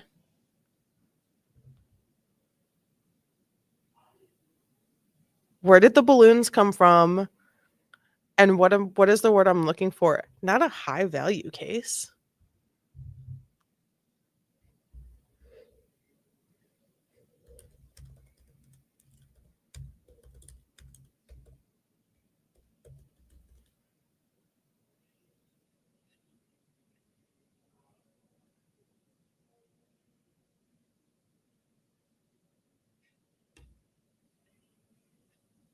What I'm looking for a word. I'll find it. Don't worry about me. I'm fine. About to say someone having a party. Where are you at, Lily? I need to turn it off. I need to turn it. Was it this? Did this do it? Profile. A high profile case. We're getting to the time where I need to be done. We're getting to the time where I need to be done. So we'll finish this and then we'll go. Say shot, not even say shoddy, because then it's, I would say lazy police work, because in large part, there's certain things that you kind of learn 101 about collecting evidence. So embarrassing. Making sure no one's near the crime scene. How you do when you talk to witnesses, all the things 101, they was all done lazy.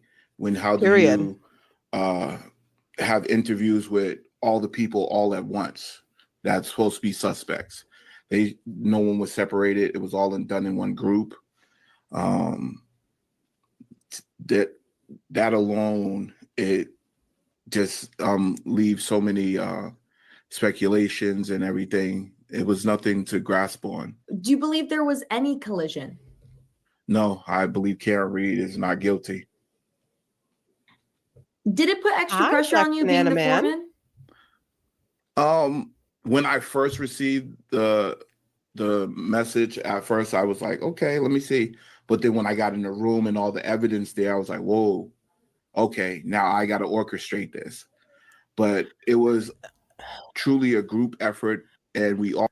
So Judge Canoni, and I'm sure it's just how it's done in this neck of the woods, just chooses seat one. You're the foreman. What's up?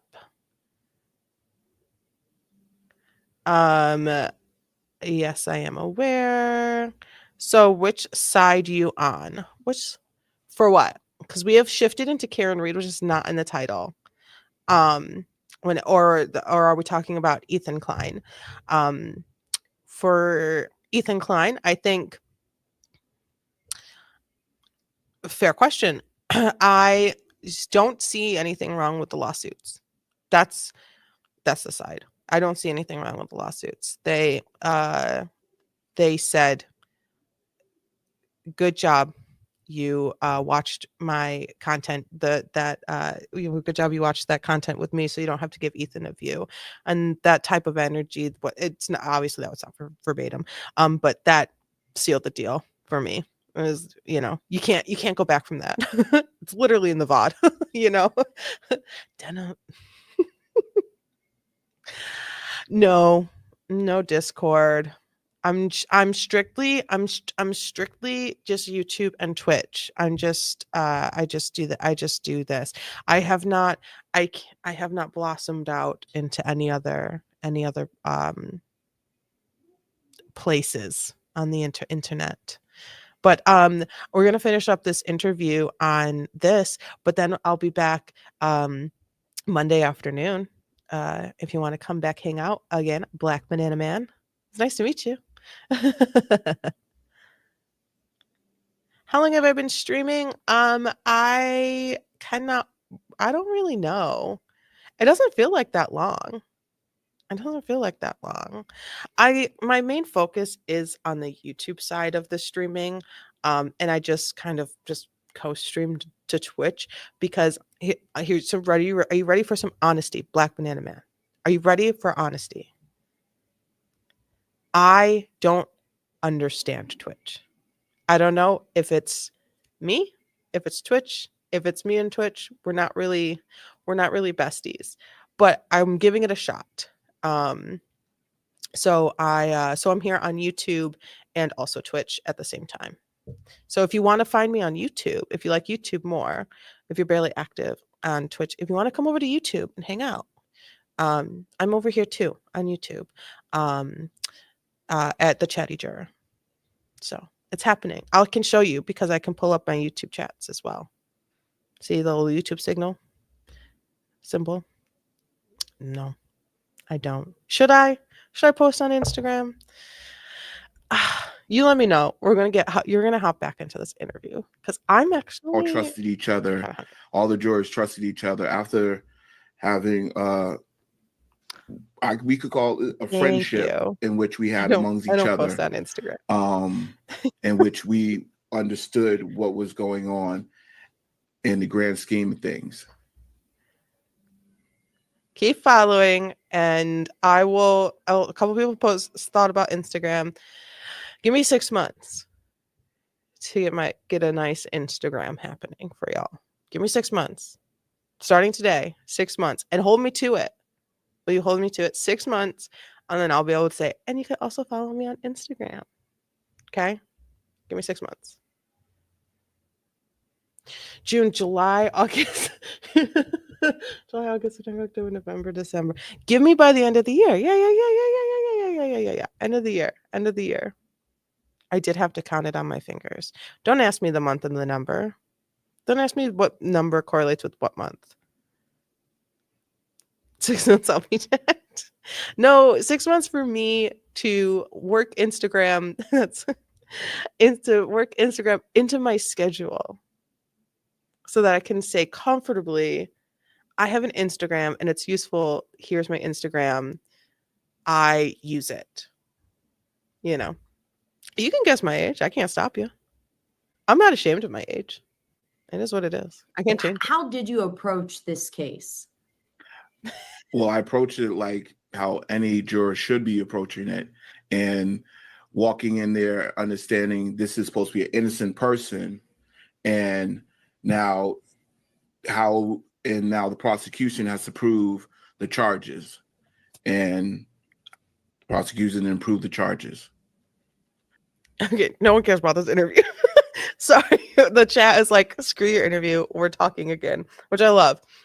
Are you H3 friend or foe? Well, the stream wasn't about like if I like H3 or if I don't like H3, and it was really just trying to stick to the lawsuits and like how we're feeling and the vibe of that. I think the lawsuits are perfectly fine. I don't see any issue with the lawsuits. Frogan, Denims, and Casey Tron straight up said, I'm gonna stream this so you guys don't have to go click over and give him a click, and that's garbage. That's not what you do. That's not fair use. That's complete copyright infringement, and I wish them the best of luck when they need legal assistance, but that's my opinion. Pure content thieves. But to be fair, to answer your actual question, I do partake in H3 content. And I do be giggling sometimes. I mean, who doesn't love a goof, you know? Who doesn't love a goof? You'll follow so fast if I'm on Insta. Give me 6 months to work into my schedule.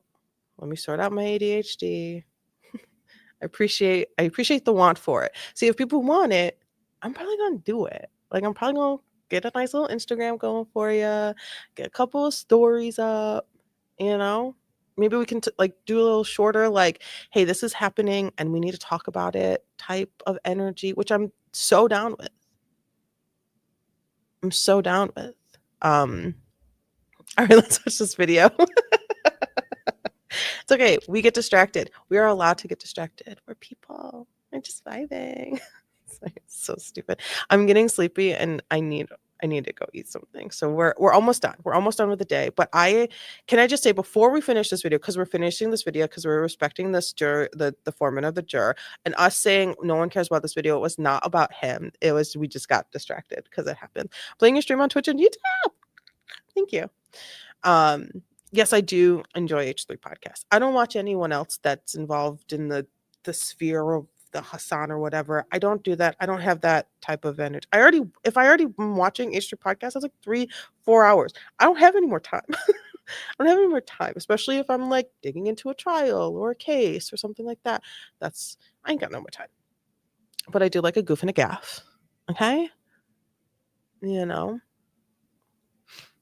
I like seeing Uncle Game on Friday, you know? There's things that I like. Okay? I'm not ashamed. I'm not scared. I scare you, internet. Should I delete this after I said no, I'm just kidding. Hashtag family. When I talk about when I talk about that video with people, no one understands. So I'm actually it's kind of nice to, I'm not on like Reddit. Like I don't post like on Reddit or anything like that. So like it's kind of nice to have some people to like understand the little things that are sort of ingrained now into your brain and into your system. When I tell people about the family video, no one gets me. No one gets me. Bro, I don't understand the Hassan. So like this might sound weird, but I'm from India. Cool. My boss and family were my last previous job. They were from India. I learned a lot from them about India, and their religion and where they're from. And then I had a coworker from Sri Lanka, and I learned a lot about Sri Lanka. Teach me things, tell me things. You know, when India Pac happened, Hassan was calling India a terrorist state when it's quite the opposite. I have always wanted to go to India. I think it's probably, I mean, Sri Lanka too. Like just those beautiful places, like where you kind of just see all of the things. Like you can see snow and you can see Greenlands and you can see water and you can like it's just there's so much there's so many people, there's so much culture, and there's so much energy, and there's so much like I do have a weak tummy. I have a weak tummy, so I'd have to be careful on any food, but I love Indian food. I love Indian cuisine. It's so diverse. It's so diverse. Okay, sorry, we got distracted. You guys are just so distracting, and not in the bad way. But yes, hashtag family. Okay. Yes. Hassan is I think anti-American. I can't watch anymore. I never watched. So I don't have a history of like I don't have like the knowledge of him if he did any sort of shifting. I don't know. I was never there. Like I was never there. I think I did watch him watch a body cam video once. And I was like, I don't like this. And that's okay to not like it. You don't have to like it.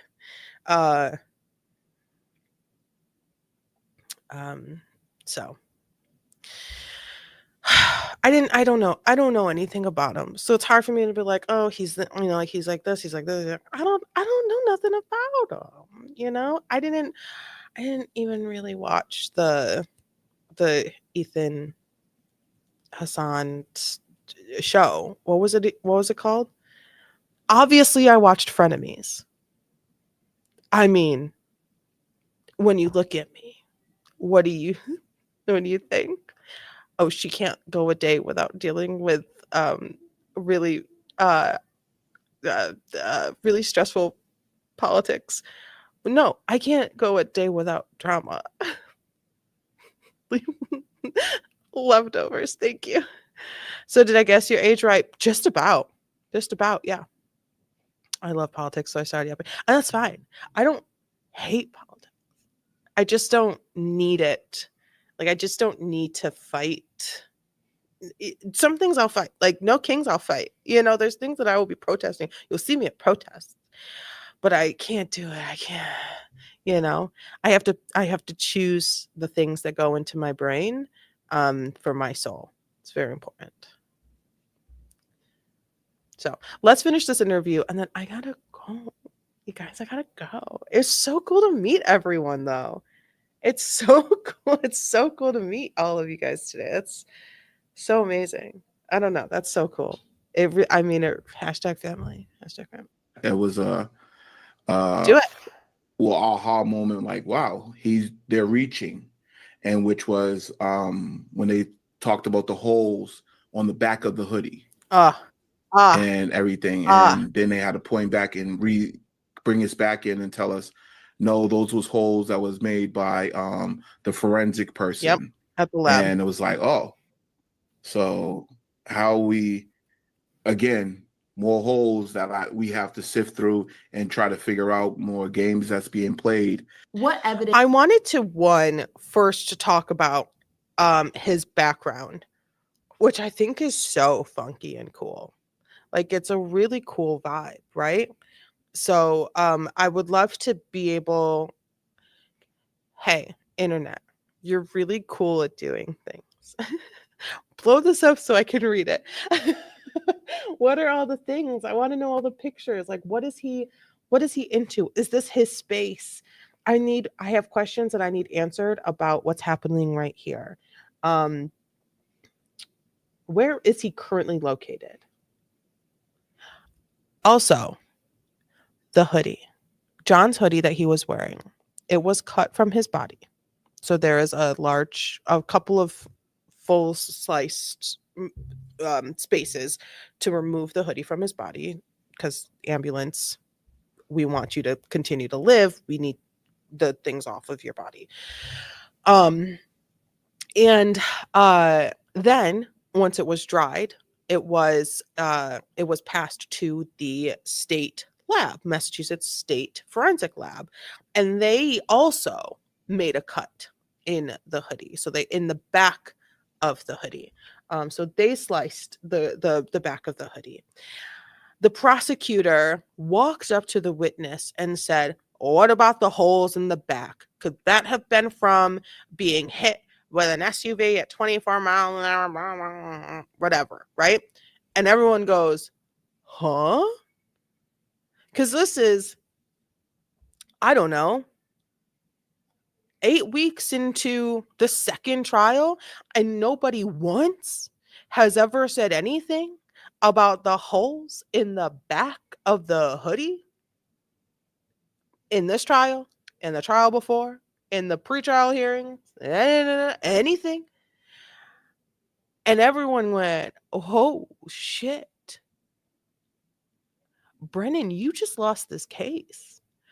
Because it very quickly was told to the jury by Judge Canoni to ignore it, forget it. It's not true. It was made by the lab. Silly goose. It's made by the lab. The lab cut it. Ignore what he's saying. Oh my God. The defense wanted a very harsher admonition.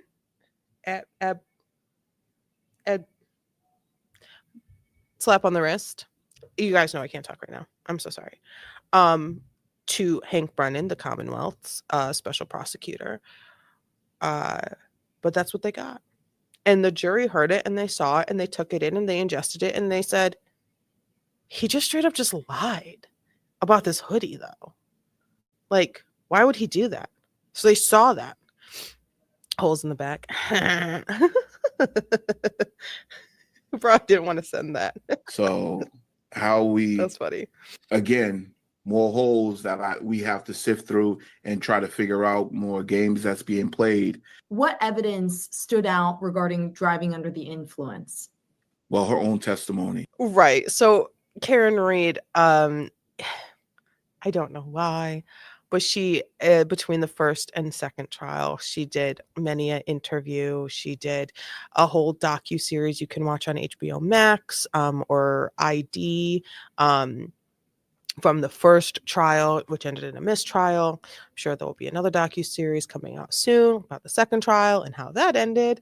So that those clips, the prosecution now legally is able to obtain even the edited footage from all of those interviews and recordings and use those words against her in trial. And she made it very clear, yes, I was drinking. And the drinks were so weak, I had to get an extra shot of vodka and I had to put them in my cup. That's what really kind of what solidified it. We looked at 3 different clips and then we counted all the drinks at the 2 bars and everything. If she sipped, if John sipped, all these different things. Did they share whatever? Did she actually? And then we tried to look at all that, and we went over. I say we went over the videos twice, and then we went and counted the drinks, and then we looked back at her videos, and we was like, this is the only thing that's solid. Yeah. It's the only thing we really have that's solid that we could. And I think that's very smart, and they approached it very delicately, and that's very smart. The only thing that we do not have doubt about is her being drunk and getting behind the wheel of the car, which don't do. I do not condone drunk driving. I do not don't drink and drive. Don't text and drive. Don't drive distracted in any way, shape, or form. Don't do it. Like it makes me. You want to see me pissed? Want to see me pissed? Watch me react to a drunk driving that ended in an accident body cam, which I usually don't. But can women drive? Women can drive. Women can drive. Might I say, even well. To be fair, there's a lot of women out there that can't drive, but also to be fair, there's a lot of men out there that can't drive. Yeah, no. I feel honestly, truthfully, like women can drive. We could charge you only with this. When you just started deliberations, were you leaning one way or the other? When I entered deliberation rooms, I still was leaning, she's innocent. Let me hear from everybody else. Lovely. Just humor. You're funny. You are funny. You're funny. I appreciate you being here. Okay, wrap up. I have a really cool intro that I always forget to play, and everyone gets mad at me. As an Indian, I got dark humor instead of skin.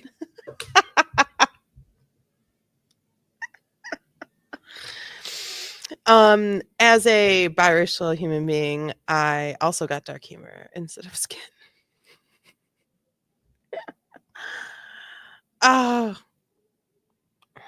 Anywho, thank you all for being here. That's all I got. Thank you, Ronnie. I had a really good time. Like, I'm not gonna lie. I was really worried. I was like, I think I'm making the right decision to talk about this, because I know that it can be so very, I'm on this side, I'm on this side, I'm on this side, I'm on this side. Thank you. It's a little Pusheen one, because I'm a nerd. No, I just really love Pusheen, and it's so comfortable. I think I was nervous. I was nervous to talk about Ethan in any way, and it's dumb. Like, it's a dumb thing. And he's even noted, like, people are scared to talk about me, or scared to say that they like me, and all these types of things, blah, blah, blah. And I wasn't nervous because, oh my God, people are going to find out I like Ethan Klein, or I watch H3 podcasts sometimes. No, I just don't want to deal with, like, the people going to war for a creator that, you know, you have to pay for them to even read your comment. You know, like they're so big. They don't know you personally. They don't know what you look like. So like I was a little nervous, but I can honestly say this could not have been even imagined of how well. Did we have a few folks who wanted to go to up to bat for their creator? Sure. Sure. Sure. But what do? We just look at them as questions and we answer the questions. And if they're not happy, they're more than welcome to go. And if they're not going to get the reaction they want out of me, what are they going to do? They're going to go. I didn't see this Pusheen before. Even I love Pusheen. There's like a Pusheen like scene on the back. It's like a little Pusheeny. It's so sweet. I love it. Enjoy as well.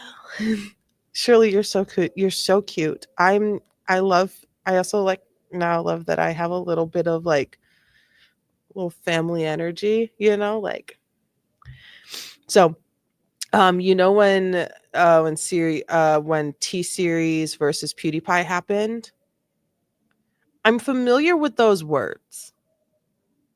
I know some of these words. Sorry, that's from Good Burger 2, I think. Maybe the first one. I know some of these words. Totally get what you're saying though. I love the love here. Yeah, I just want to I just want to be able to hang out with friends and not steal content. And if you do see me react to a video that is, and you see the beginning all the way through the end, listen to how much I actually talk, and let's check and see if it's actually like public domain. It was the first time I heard of Ethan. He was so hated in India for saying stuff about India. Oh, interesting. What did he say about India? I'm not familiar with it at all. It's a tough situation. Yeah. I think I came out of it completely unscathed, so much so where I have my heart and soul feels almost slightly healed a little bit, which I love the internet. Oh my god. That LOL, that was most subscriber war or something, right? Ooh, was that a most subscriber? I don't know. I don't know anything about all of that. Like I said, I clearly didn't really get into the H3 podcast until Friendery started. And that's when I really sort of started caring. No, because Jaclyn Hill Lipstick Gate and like all that drama, that was before. That was pre-Frenemies, right? Yeah, that was before. I think that was before. Might not have been before.